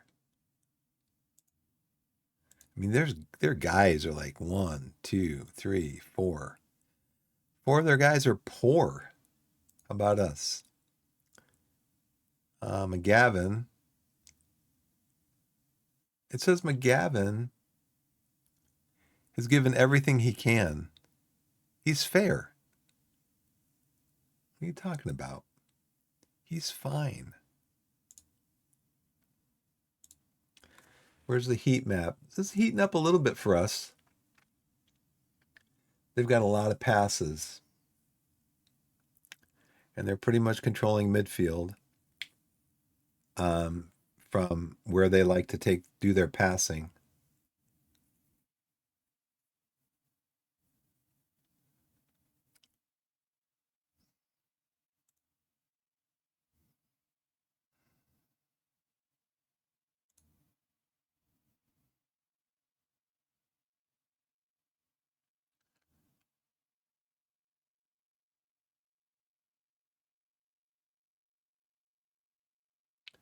Long shots, possession, corners. We've had 5 free kicks. We've had 3. They've had 16 throw-ins. They've completed 92% of their 372 passes. We've completed 81% of our 179. So they've 150, 180. So yeah, they've attempted twice the number of passes that we have. So tackles 1. We've got more tackles in. We're kind of even on headers. We got the better average rating, and we've done more high intensity sprints.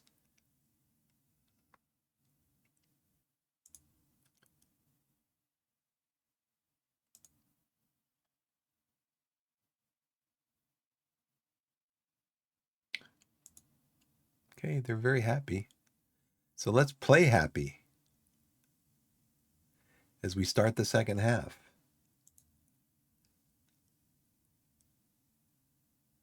I love how these players are complacent. I don't really feel like playing today. I'm going to go home and play FM 24.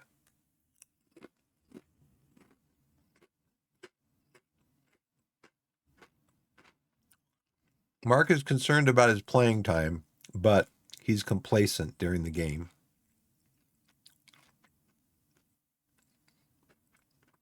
Krask is complacent.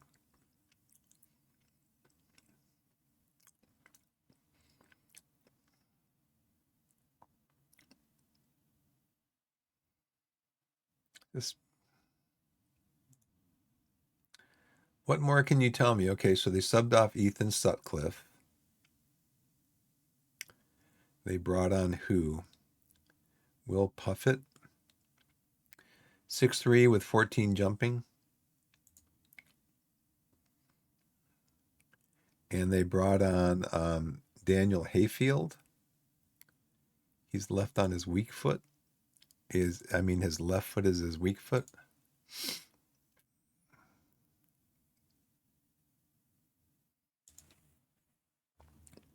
So he's still in the game. Um, Buffett, his left foot is weak. So we'll show him onto his left foot.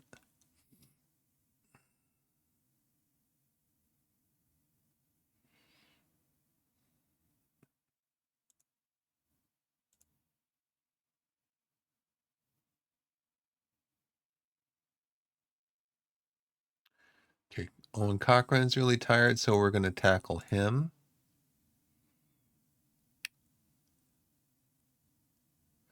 Torquay Williams is tired. We're going to tackle him. How about if we mark him too? Or trigger a press on him. Torquay Williams. We're going to show him over to his left foot.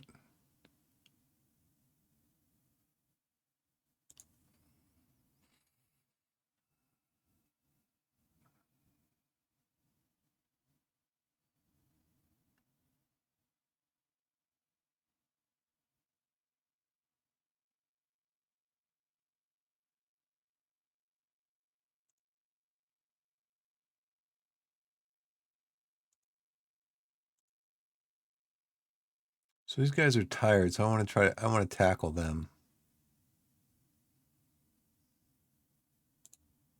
Easy tackle, Tom.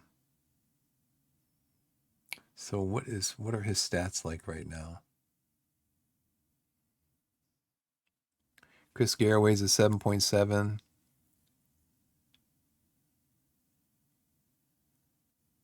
Well, let's trigger a press on him then. And let's tackle him. Also, let's tackle all of them. Boom, boom, boom.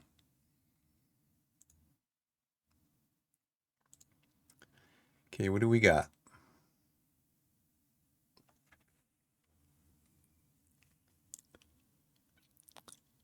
Oh,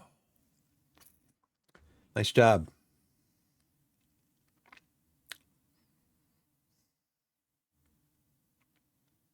Press him, press him, press him. Suleiman Mande and Brett. See, when I checked Brett McGavin,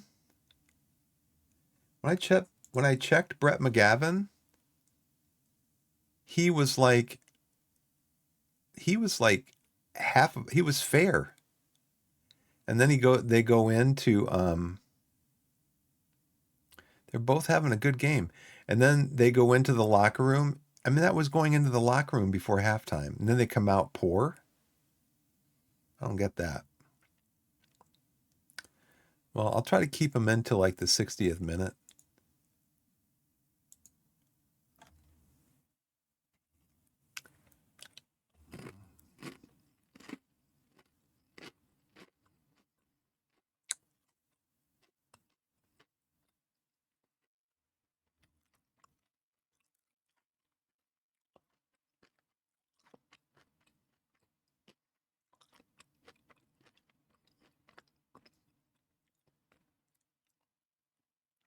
Come on, boys. Now, see, if I was a coach, I'd be clapping. Hey, Shroom, what's going on, man? Hey, welcome in. I was just thinking about you recently. I was wondering how how's your ASL and Fields of Fire going? Yeah, see, I was gonna say, if I was a coach on the sidelines, I'd be over there clapping. Come on, come on, come on, you know? And if I did that now, if I tried to encourage them, they'd be like,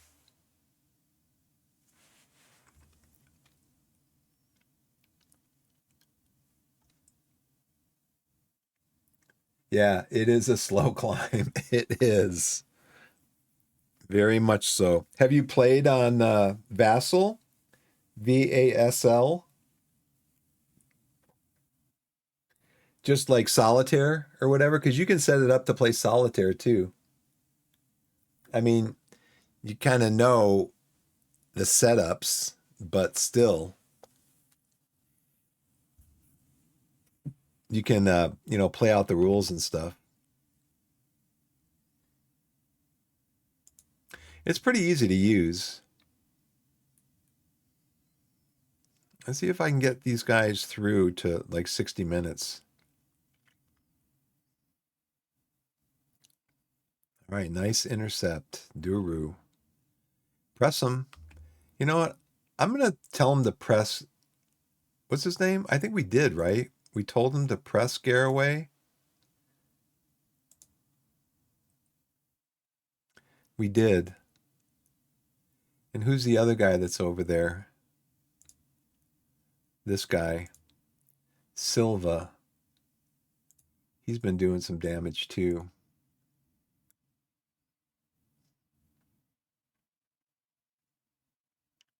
He is reasonable on his right foot. So we're going to show him over to his right foot. We're going to trigger a press. And we're going to tackle him.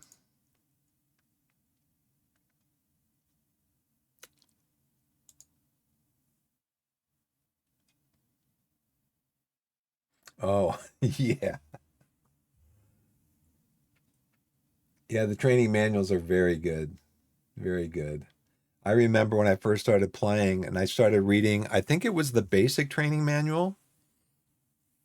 I started looking at that again, and it showed how to set up and run the command board where you have your commands, your orders and stuff, and how to like, where you put them when they roll for their commands, where you put their marker.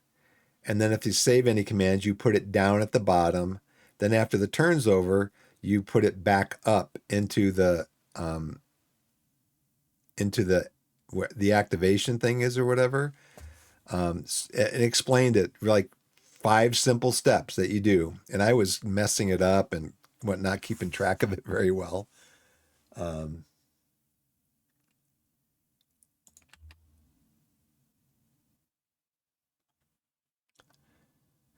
He just came in. I mean, he just came in. I could see that happening as soon as his foot hit the ball.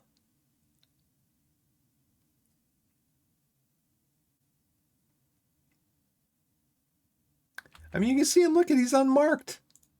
He's completely unmarked. Oh, brother.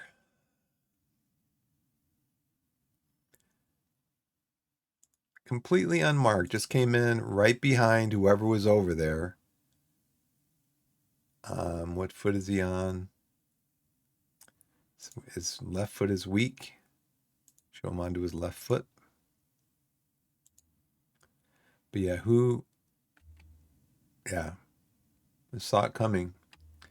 Okay, let's make some changes.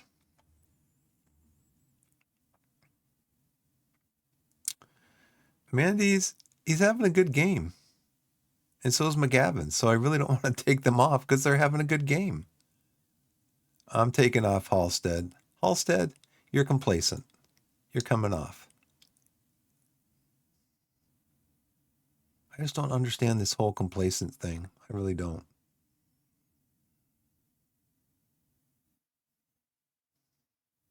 I just don't want these guys to get injured.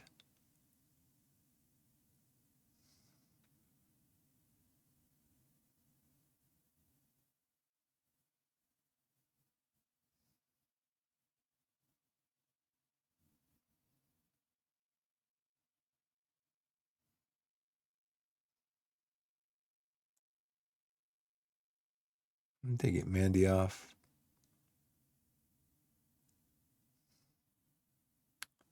Well, let's undo this.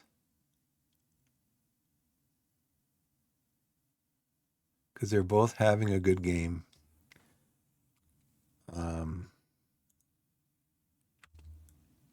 Let's see what happens. Header goes over.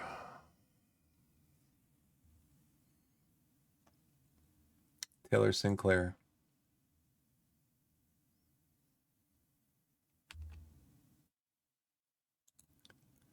Let's see if we can get into the last. So 2 of my midfielders need to come off. So Booth can come on for Mandy. Glover can play in midfield.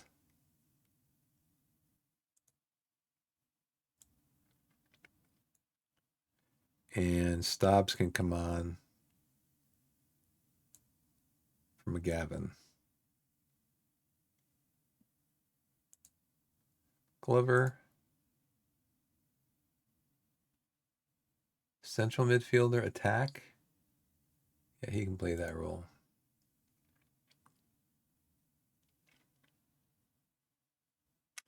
I hate to take them off when they're having a good game, but they're tired. 20 minutes to go. Hopefully we don't have an injury.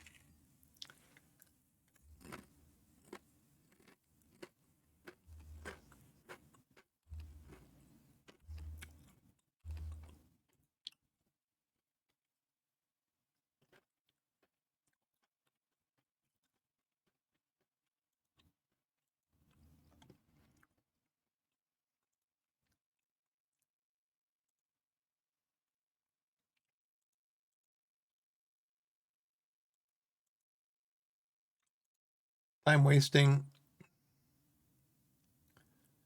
We're going to be more disciplined. We're going to hold our shape. Slow the pace down. You know what? I forgot to do this, but it's worked out okay.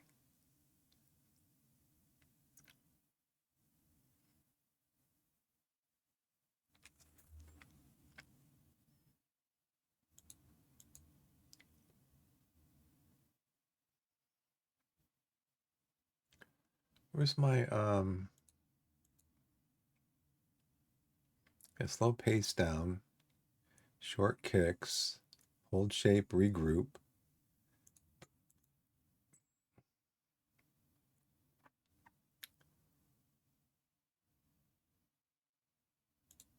Take a little bit off on the press.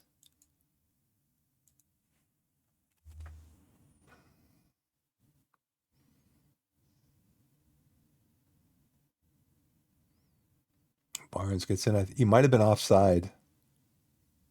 He might have been offside.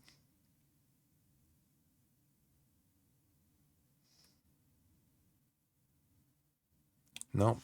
Didn't look like he was. Very close, though. I want to change. What else do I want to change? I want to go cautious.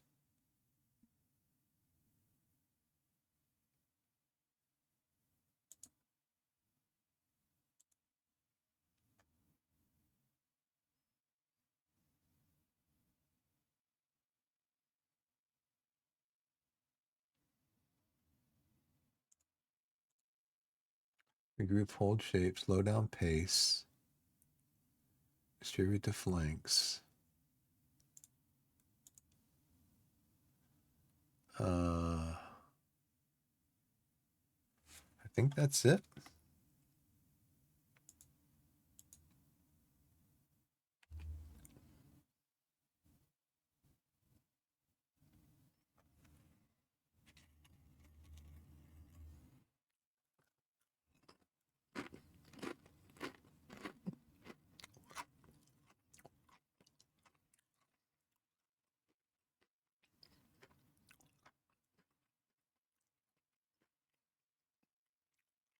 Nice, Martin. Nice job. Stobbs gets it. Stobbs got fresh legs.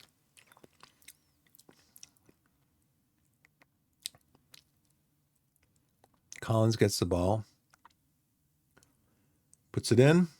Oh, was that a corner?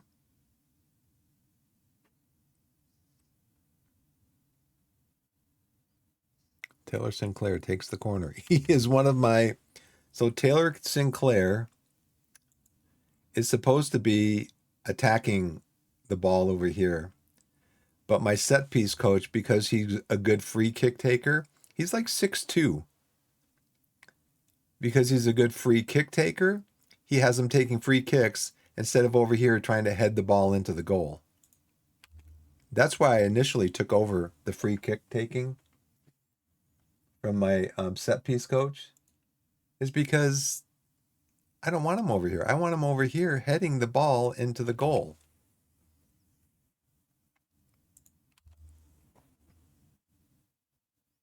Let's see if you can put this on a dime. No.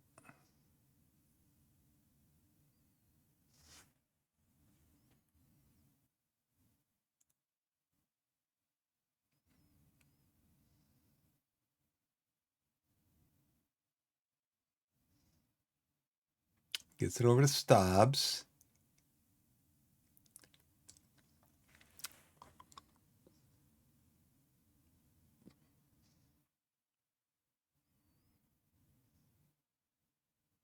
Nice shot, Glover. Nice shot. That should seal the deal. 89th minute. Watch this shot.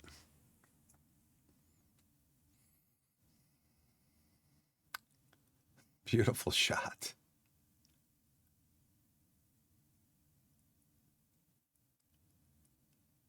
We'll give a shout in the locker room after the game.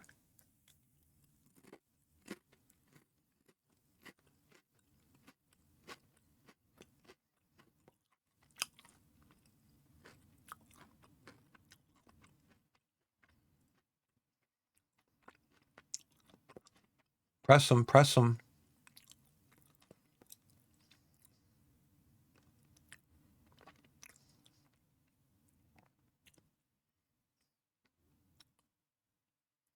Oh, man, are they going to give a penalty? Oh, come on, game. Give me a break. Give me a break.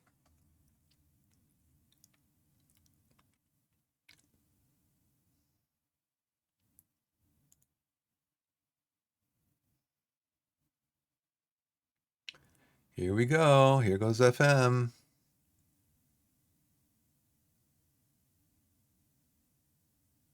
Blow the whistle, ref. Oh, come on, game. Come on. Give me a break. Unbelievable. This game is unbelievable. Look at this. Look how he dominated the game. They scored 5 goals. What was their XG? 2.18. Of course, ours was only 1.98. But I mean, they completed 629 passes. I mean, I think the only way that I could have kept them scoring those last 2 goals was to go completely defensive. Completely defensive. Put time wasting all the way up. Yeah. Well, we won. That's the main thing. And we won using, I mean, look at where all their passing was. We completed 288 of 355. We tackled more than they did. Headers were about even. Our average rating was higher. I don't know what ball share is. We had more in high intensity sprints were about the same. Pretty much the same shots on target. Their XG was a little bit higher. We hit 1 on the woodwork. We both had 2 clear-cut chances. And had 69% possession. Up until the last 2 minutes of the game, we were up what? 6-3? And they scored 2 wonder goals. Of course, our defenders were tired and stuff. What are you going to do? Got the win.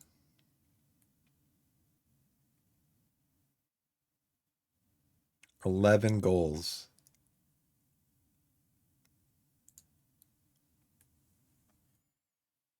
We're still third. But we're only 6 points now behind Farnborough.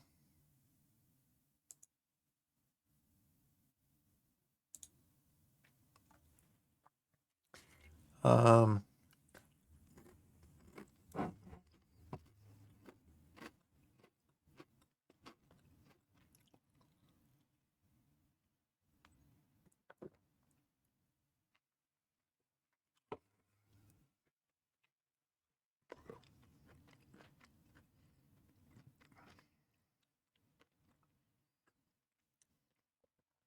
11 goals.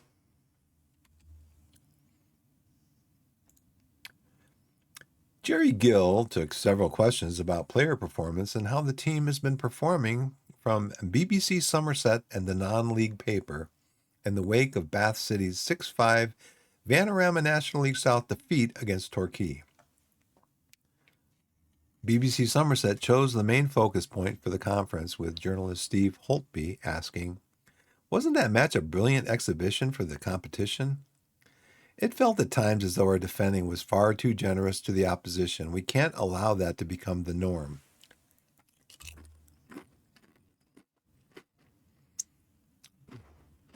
Lewis Collins had a fine game this evening during Torquay's 6-5 Vanarama National League South victory over Bath City, but it was a tight match that could really have gone either way. Right.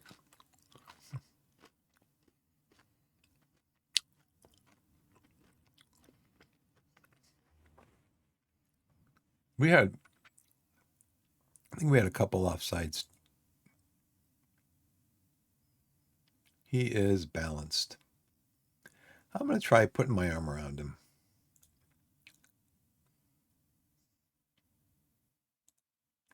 Very positive.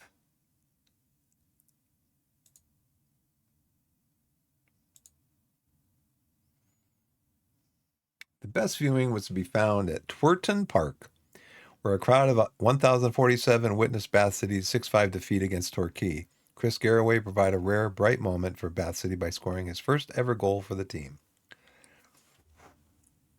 Bath City are on a poor run of 6 league games without a win and find themselves in 12th place in the Vanarama National League South.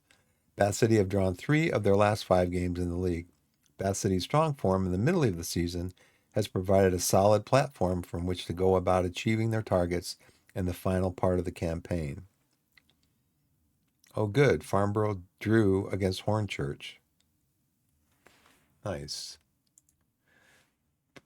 Ollie McCoy got Player of the Week. Assistant coach Aaron Downs had been asked to attend the press conference in place of head coach Biff Gimbel. "Lewis Collins had a great game. Can you talk about that?" "I caught myself thinking a few times that I'd have loved to be on the pitch with Lewis today, just to marvel at his display from an even closer viewpoint." Interesting. Okay.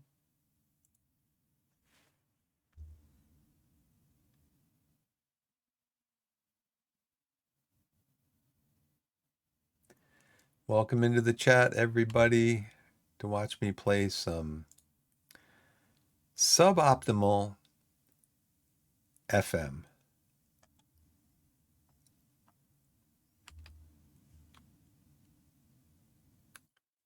So, no game in hand.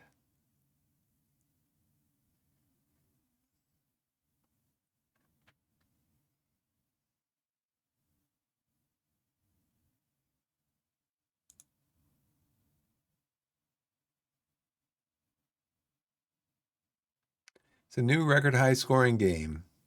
The previous high scoring game Torquay were involved in was the 7-1 win over Cray in the English FA Cup third round qualifier on Saturday, September 30th, 2023. We did not complete many passes in the match.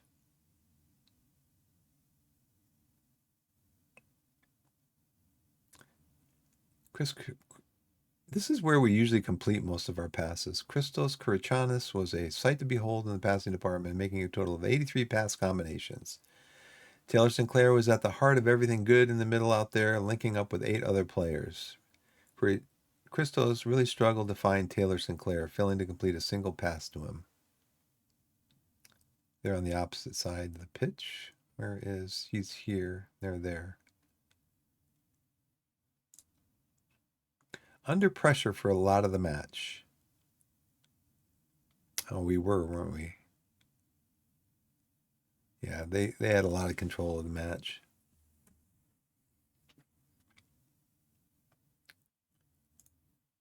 And we won the match. We're just about as good as our opponents creating opportunities. Yeah. They scored 2 goals in like the last 3 minutes of the match. They completed a larger number of passes. Yep.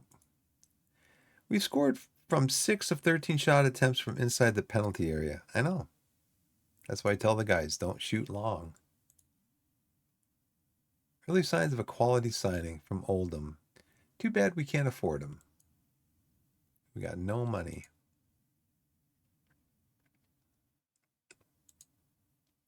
When's our next game?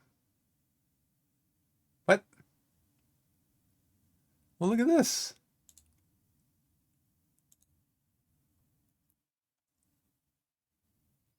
We don't play again for 11 days. I don't think I'm going to play a friendly, though. I think what I'll try to do is make sure we schedule a match practice in there.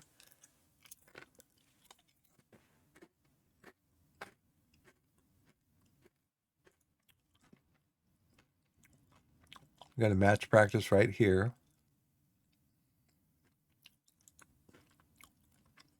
So after that, we're going to do a recovery.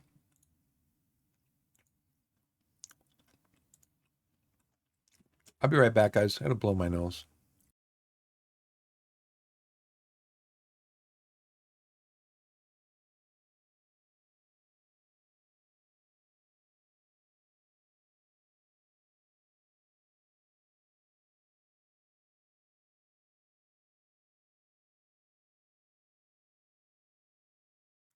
We're back.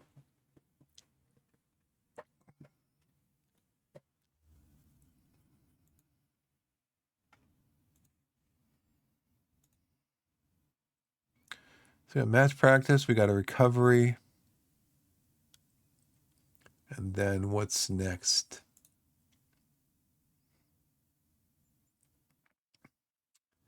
We're at Wednesday. 1, 2, 3, 4.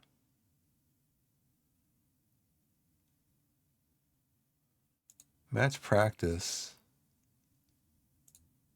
is greatly reduced condition, greatly increased injury risk. I think I only need to do one. There's 1, 2, 3, 4, 5, 6, 7, 8, 9, 10. 10 days.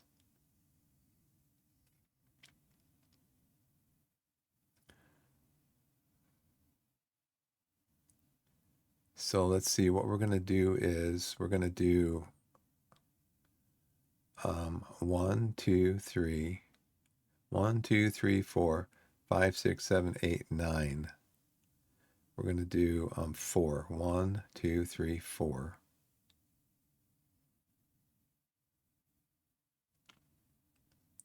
2, 3, 4. 2, 3, 4. Okay, so this is where we're going to have the match practice. So physical, attacking overlap, and routines.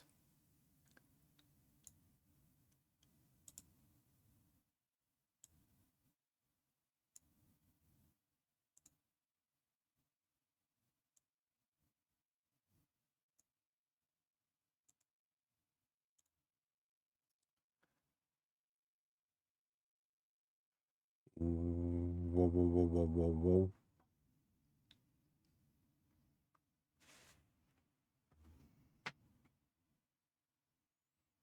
So I get both of these. They recovery and then they rest. So I think this is okay. Okay, we can do this one down here then.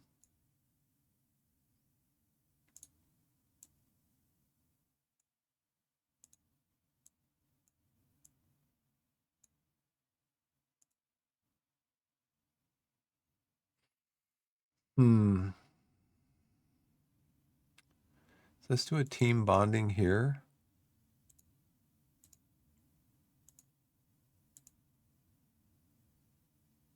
Let's do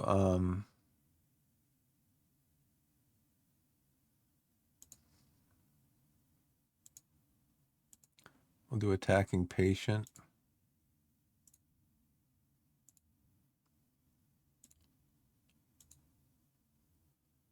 Do attacking direct.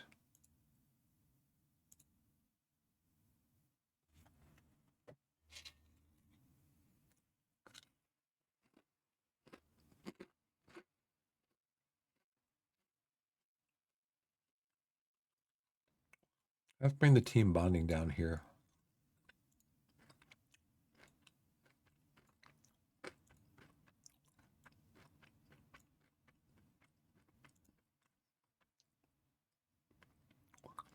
Let's do it.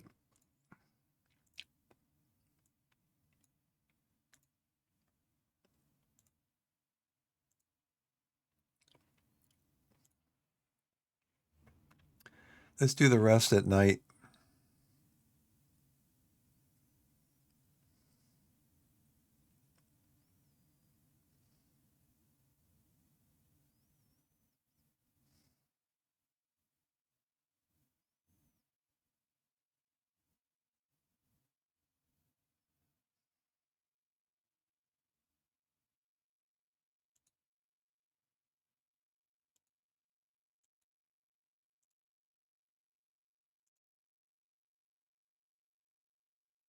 Oh, I didn't have a match review here.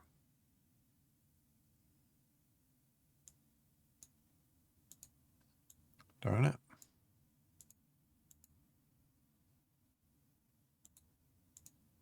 Oh, where's my... Why can't I have a match review this week?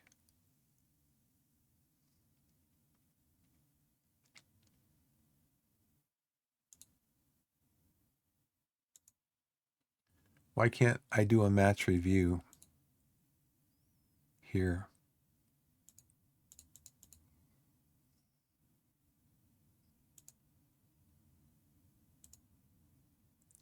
Interesting. Okay. I guess I don't have a match review there. Darn it. That's why you got to keep an eye on it. Like right here.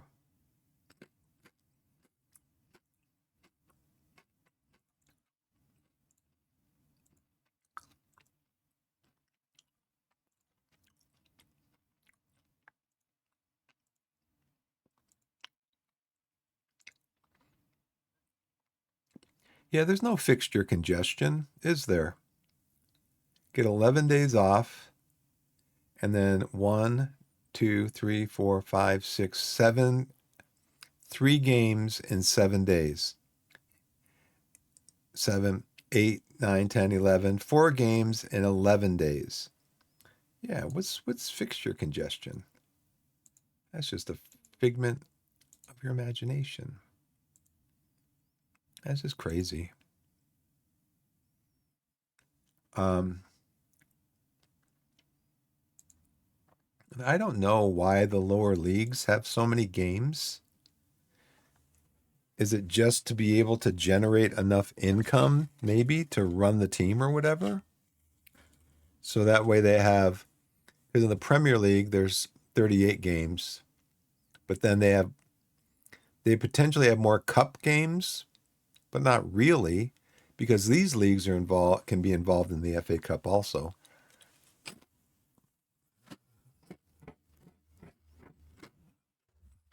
And they have the FA Trophy.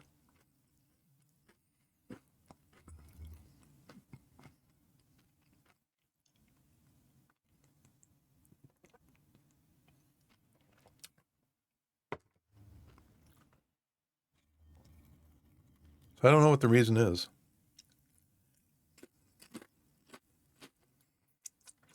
Other than the owners want to have that many games. He keeps finding me.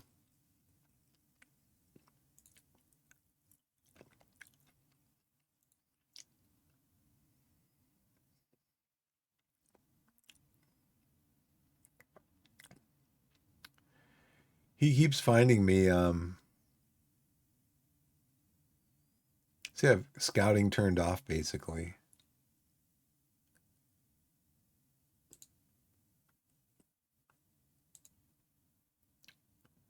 Turn that off.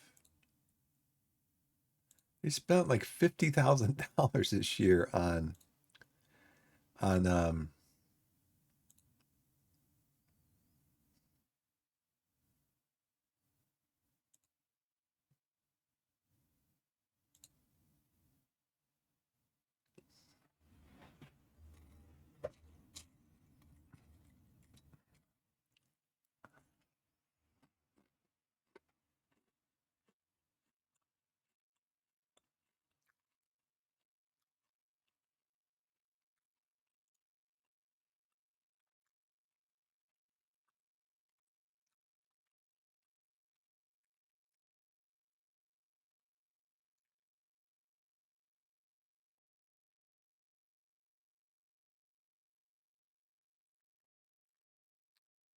Leaving on a free transfer June 30th.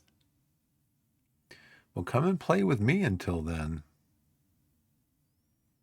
But I'd prefer to have somebody who can play across.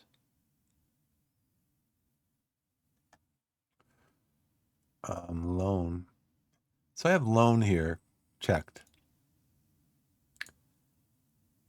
Interested in loan. And over here they've got transfer. Transfer listed.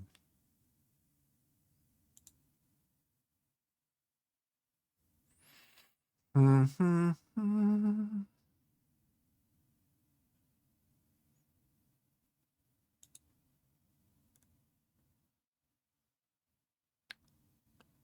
So we have extensive knowledge of him. Why?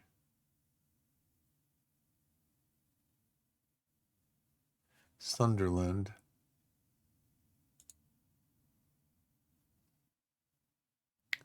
He's got one appearance for Sunderland.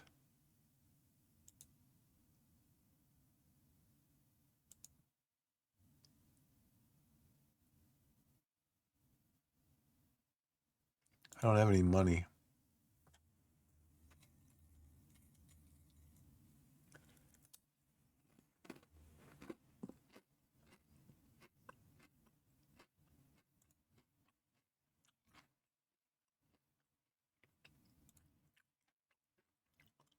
Listed for loan.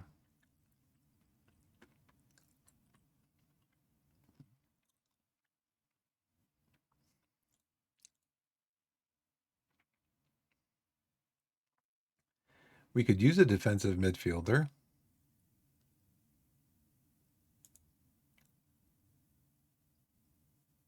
Who's he play for? Sutton United. Why is he listed for loan? He can use development at an appropriate level. Where is Sutton? They're in the National League. They're just one above us.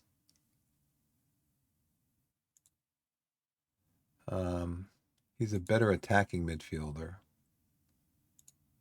I still need a left back.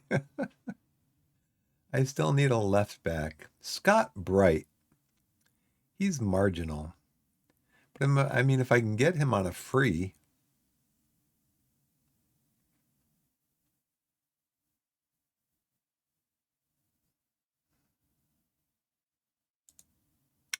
Maybe offer a trial.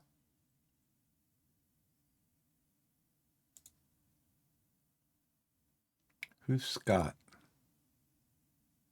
18 years old. Okay, you can play on either side. You're a natural on either side. Only sign Bright as a last resort. We have marginal knowledge on him.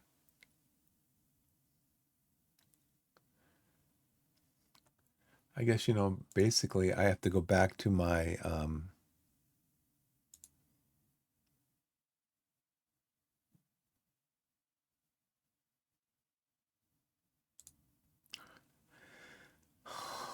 I have to go back to my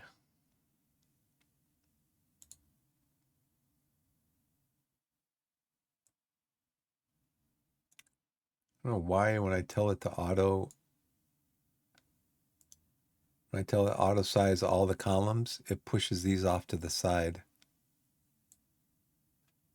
I don't need to know their transfer value though, because I can't afford to pay a transfer fee.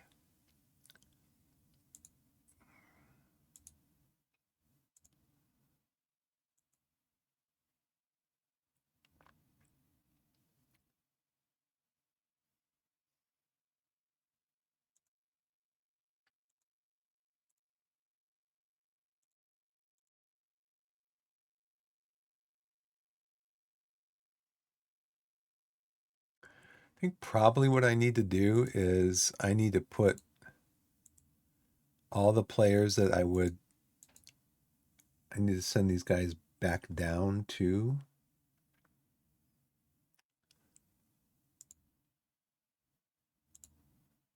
Whatever ones of these guys are on,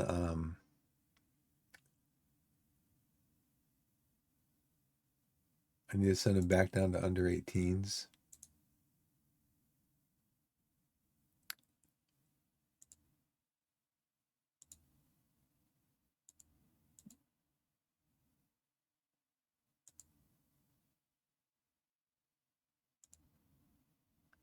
because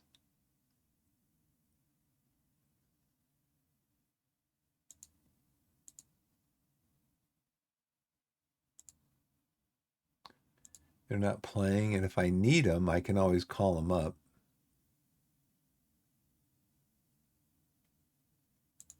So basically right now in my squad, I have 20 people.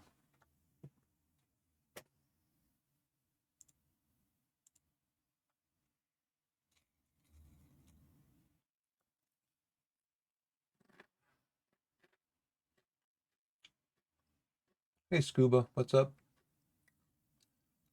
Hey, Wolf.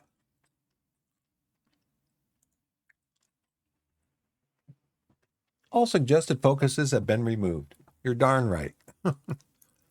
Because I can't afford to pay. You guys are going ham.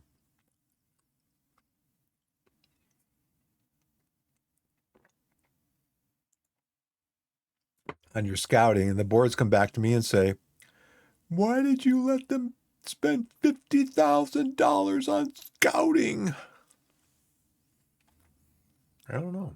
I thought you guys were in control of that. I thought the board was in control of that.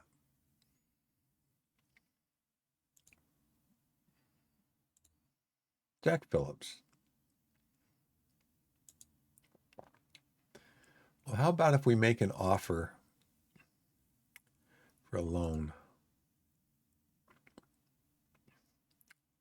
Nope. 6 long term. We currently have 3. We have 12 short term loans. What's the difference between a short term and a long term? Currently, we have 2 short term loans.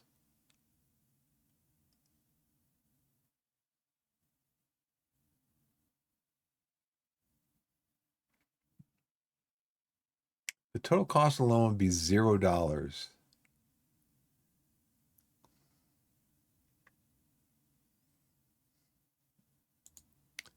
End of season.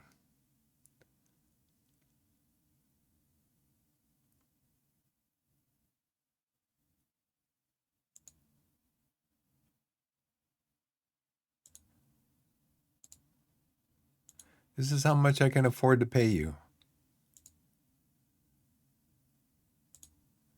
I can't afford to pay you any more than this.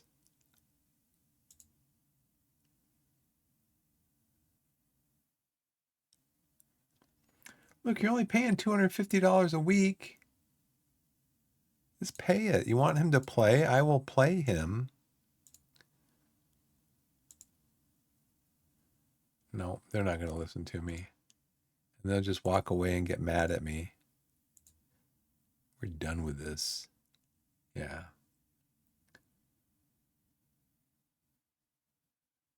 Yeah.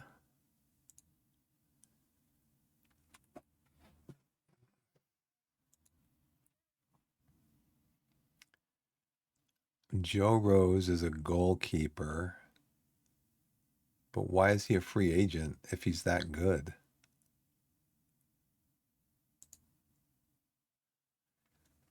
Jack Phillips is not going to be coming to our team. Now, see, I don't know why. They say Scott Bright. They only have marginal knowledge. How about if we offer him a trial? Maybe the scouts will change their mind if he comes in on a trial.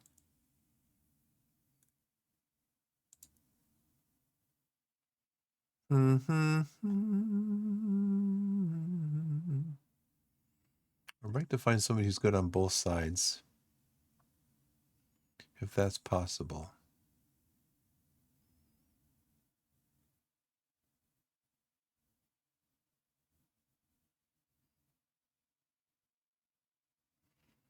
Maxwell Mullins. Let's invite him in on a trial. They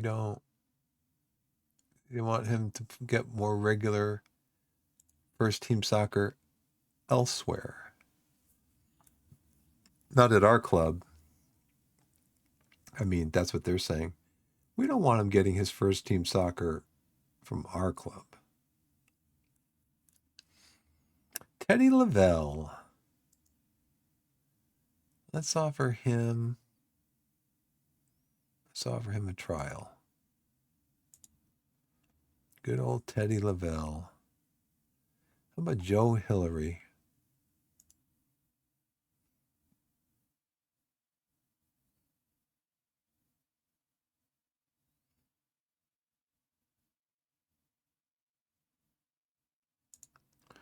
Can't do him.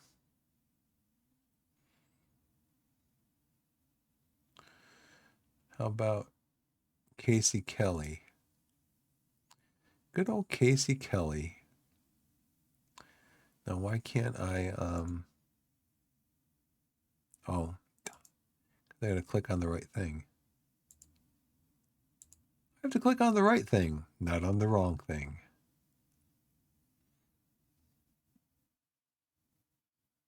Okay, let's go back up here and go edit search. Your left back and wing back. It'd be nice to have you be able to play on both sides, if that's at all possible. How about and?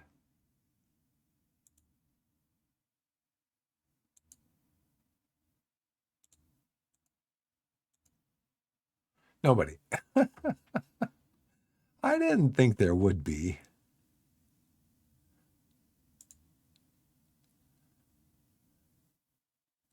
There is one here. He's a Zimbabwean. He's making 1900.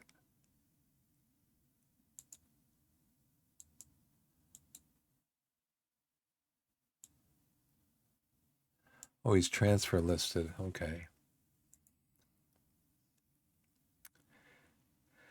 Okay, how about if we go wing back left, defender right, wing back right.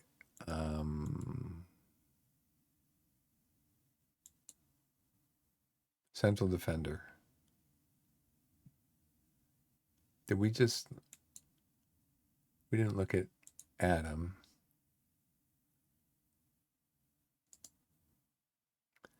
He's getting 1900 a week. Oh, we'd already set up a trial for him.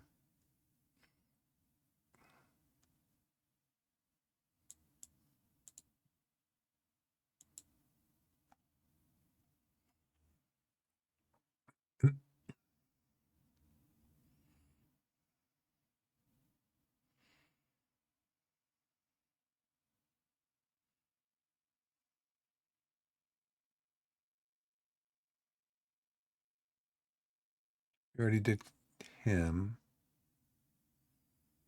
210 a week. So he's on loan because they no longer require his services.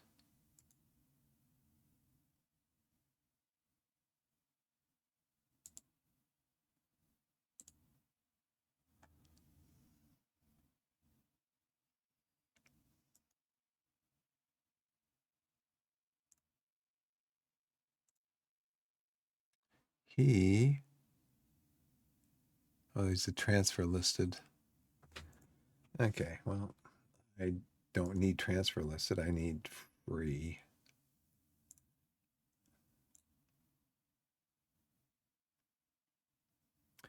He's transfer listed, so I need to withdraw my offer for him because I can't afford to do a transfer. How about you? Offer a trial, okay. Even though it doesn't say, it says, okay, let's just go with that.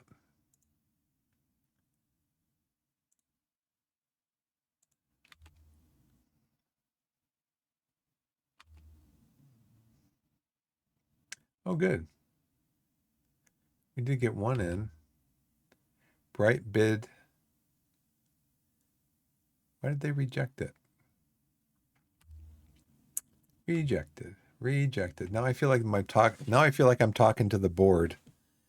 Board, can I have more payroll? Rejected. Board, can I have some more transfer budget? Rejected. So basically, I'm just left like trying to find players that I can use in the team without really any help from the board at all.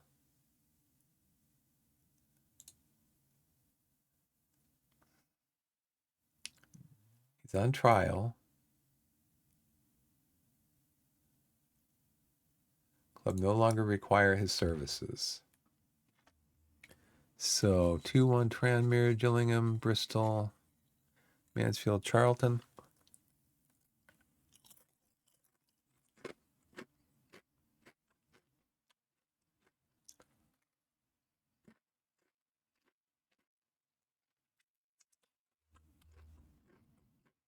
What time is it?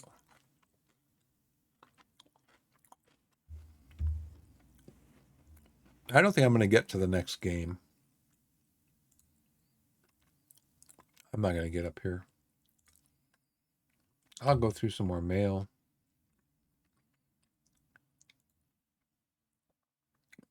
Torquay Youth Intake Preview.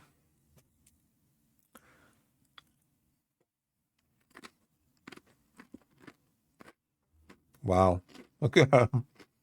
We have an early assessment of your youth team intake this year. Wow. Awful. This is a terrific group of players coming through and has the potential to be a real golden generation for the club. What? What? What? Maybe this is their current status. Lacks quality in goal. Isn't a great deal of quality at fullback. Don't have particularly good center backs coming through. Yeah, I mean, so how do you call this a 5-star excellent intake? See, this is another benefit of being with a better club, like a Premier League club, because you have a much better development center that actually know what they're talking about. They keep sending me all these free agents. Have you seen the transfer budget, or have you seen the wage budget?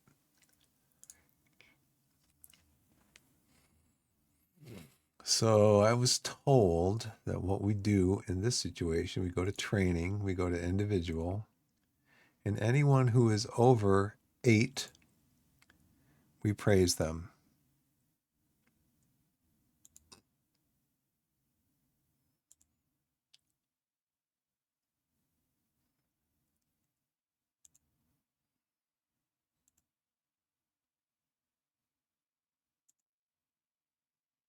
Very positive.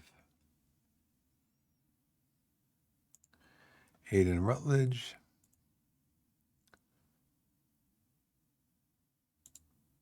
Very positive.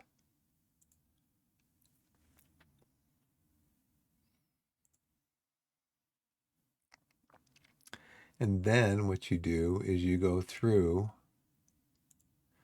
and you find players that are under 6. Tommy Willard. And you criticize him. I don't think you've been training very well recently. Glad you understand. Keep working hard to improve. Okay. Tommy. Let's see. They said that under 6, possibly under 6.2. So, gotta work hard, Tommy.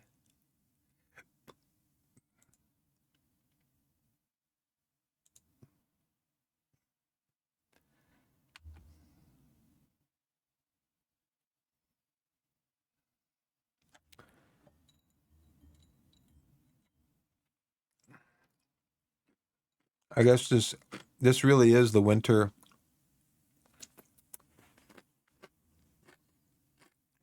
We're going into the winter Christmas fixture list with all these games, like one right after the other. So we're playing on Boxing Day. Dylan De Silva's out for the rest of the season. Broke his leg. Game.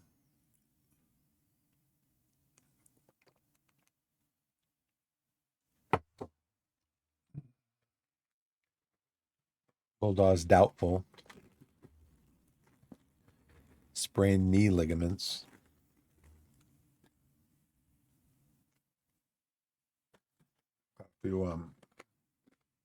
Few nuts here.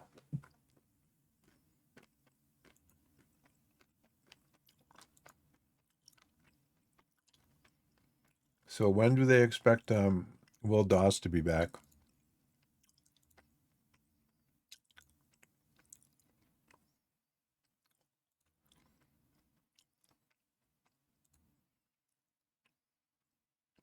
Not until like another month.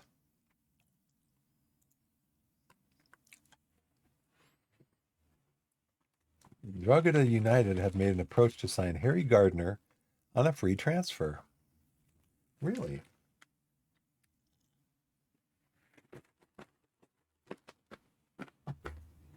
Really?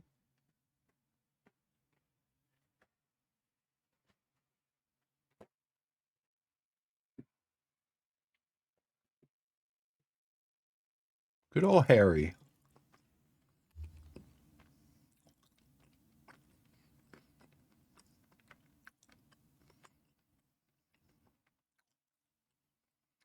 You know where they probably snapped him up, Gary? It's because they had good scouting on him.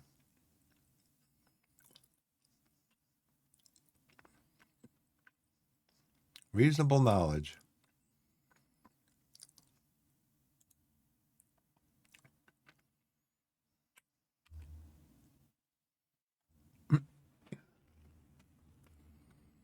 You keep telling me about all these free agents, Gary. I cannot use free agents. I've never asked you to go scout free agents. As far as I know.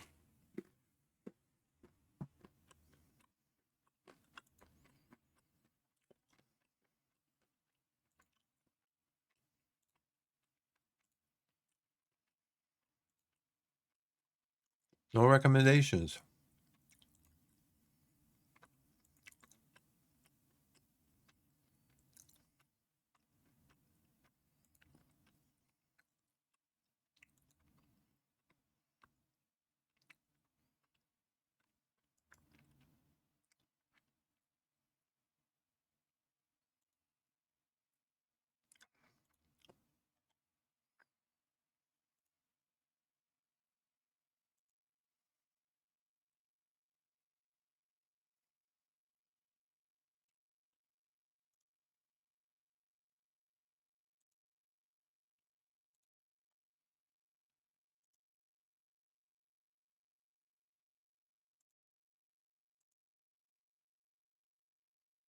I don't know if they already denied a trial to him. It'd be a terrific signing, if only I could afford it.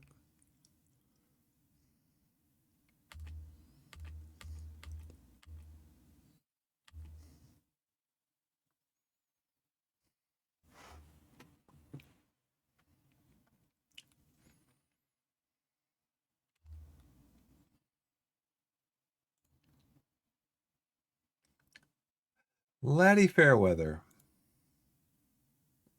I'm in third. You guys know that, right? We're third in the Vanarama National. We're third in the Vanarama National League South. You know that, right?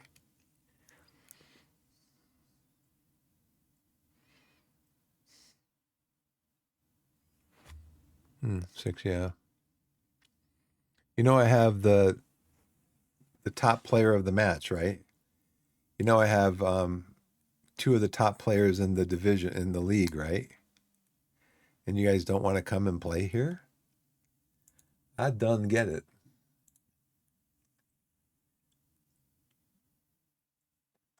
I think I'm going to call it. It's 11:50 here, and I'm obviously getting nowhere with Gary. Gary and I don't really get on.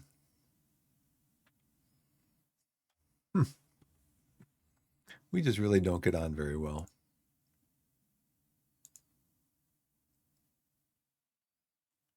Like I said, I've actually thought about setting up a game and setting up where my staff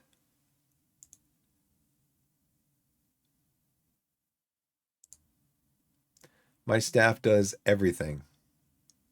They do everything. They handle all the coaching, they handle all of the transfers and contracts. They handle everything.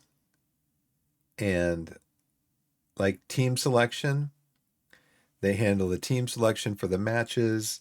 They handle all of the like the pre, halftime, and post game um, comments that they make to the players. Just let them do all of it, just to see how the game is programmed to run. Like, um, go in and look before the game, see how the AI has picked the player's positioning, the player's responsibilities, all that stuff. Just look at all of it and see how they react to certain things in the game. And just let the AI just do everything and look and kind of look at it under a microscope, kind of, and see what the AI is doing, because that may give some insight into how the game expects you to play, or what the game would consider to be, you know, optimal um, tactics or whatever. But yeah, but again, I think it's just, it's a game. Have fun with it. Not going to win them all. There are there are certain things that are known in the game, like what happened to me last year. Had the months of November, December, January, and February. We had lost 3 games total. In the last 6 weeks of the season, we lost 5 games. I'm like, that doesn't sound right. That sounds like an outlier. And I've read stuff since then and heard stuff since then. That's what the game will do. The game will just, you have a good run of form, the game will just shut you down, especially towards the end of the season. If you're doing really well towards the end of the season, you're not expected to do that well, the game will close the door on you. So, but after all, it is a game. It is fun. It's fun when you win, when it's not fun when you lose, which is life, right? That's real life. Um, so anyways, I think I'm gonna I don't know if you guys want to go on a raid.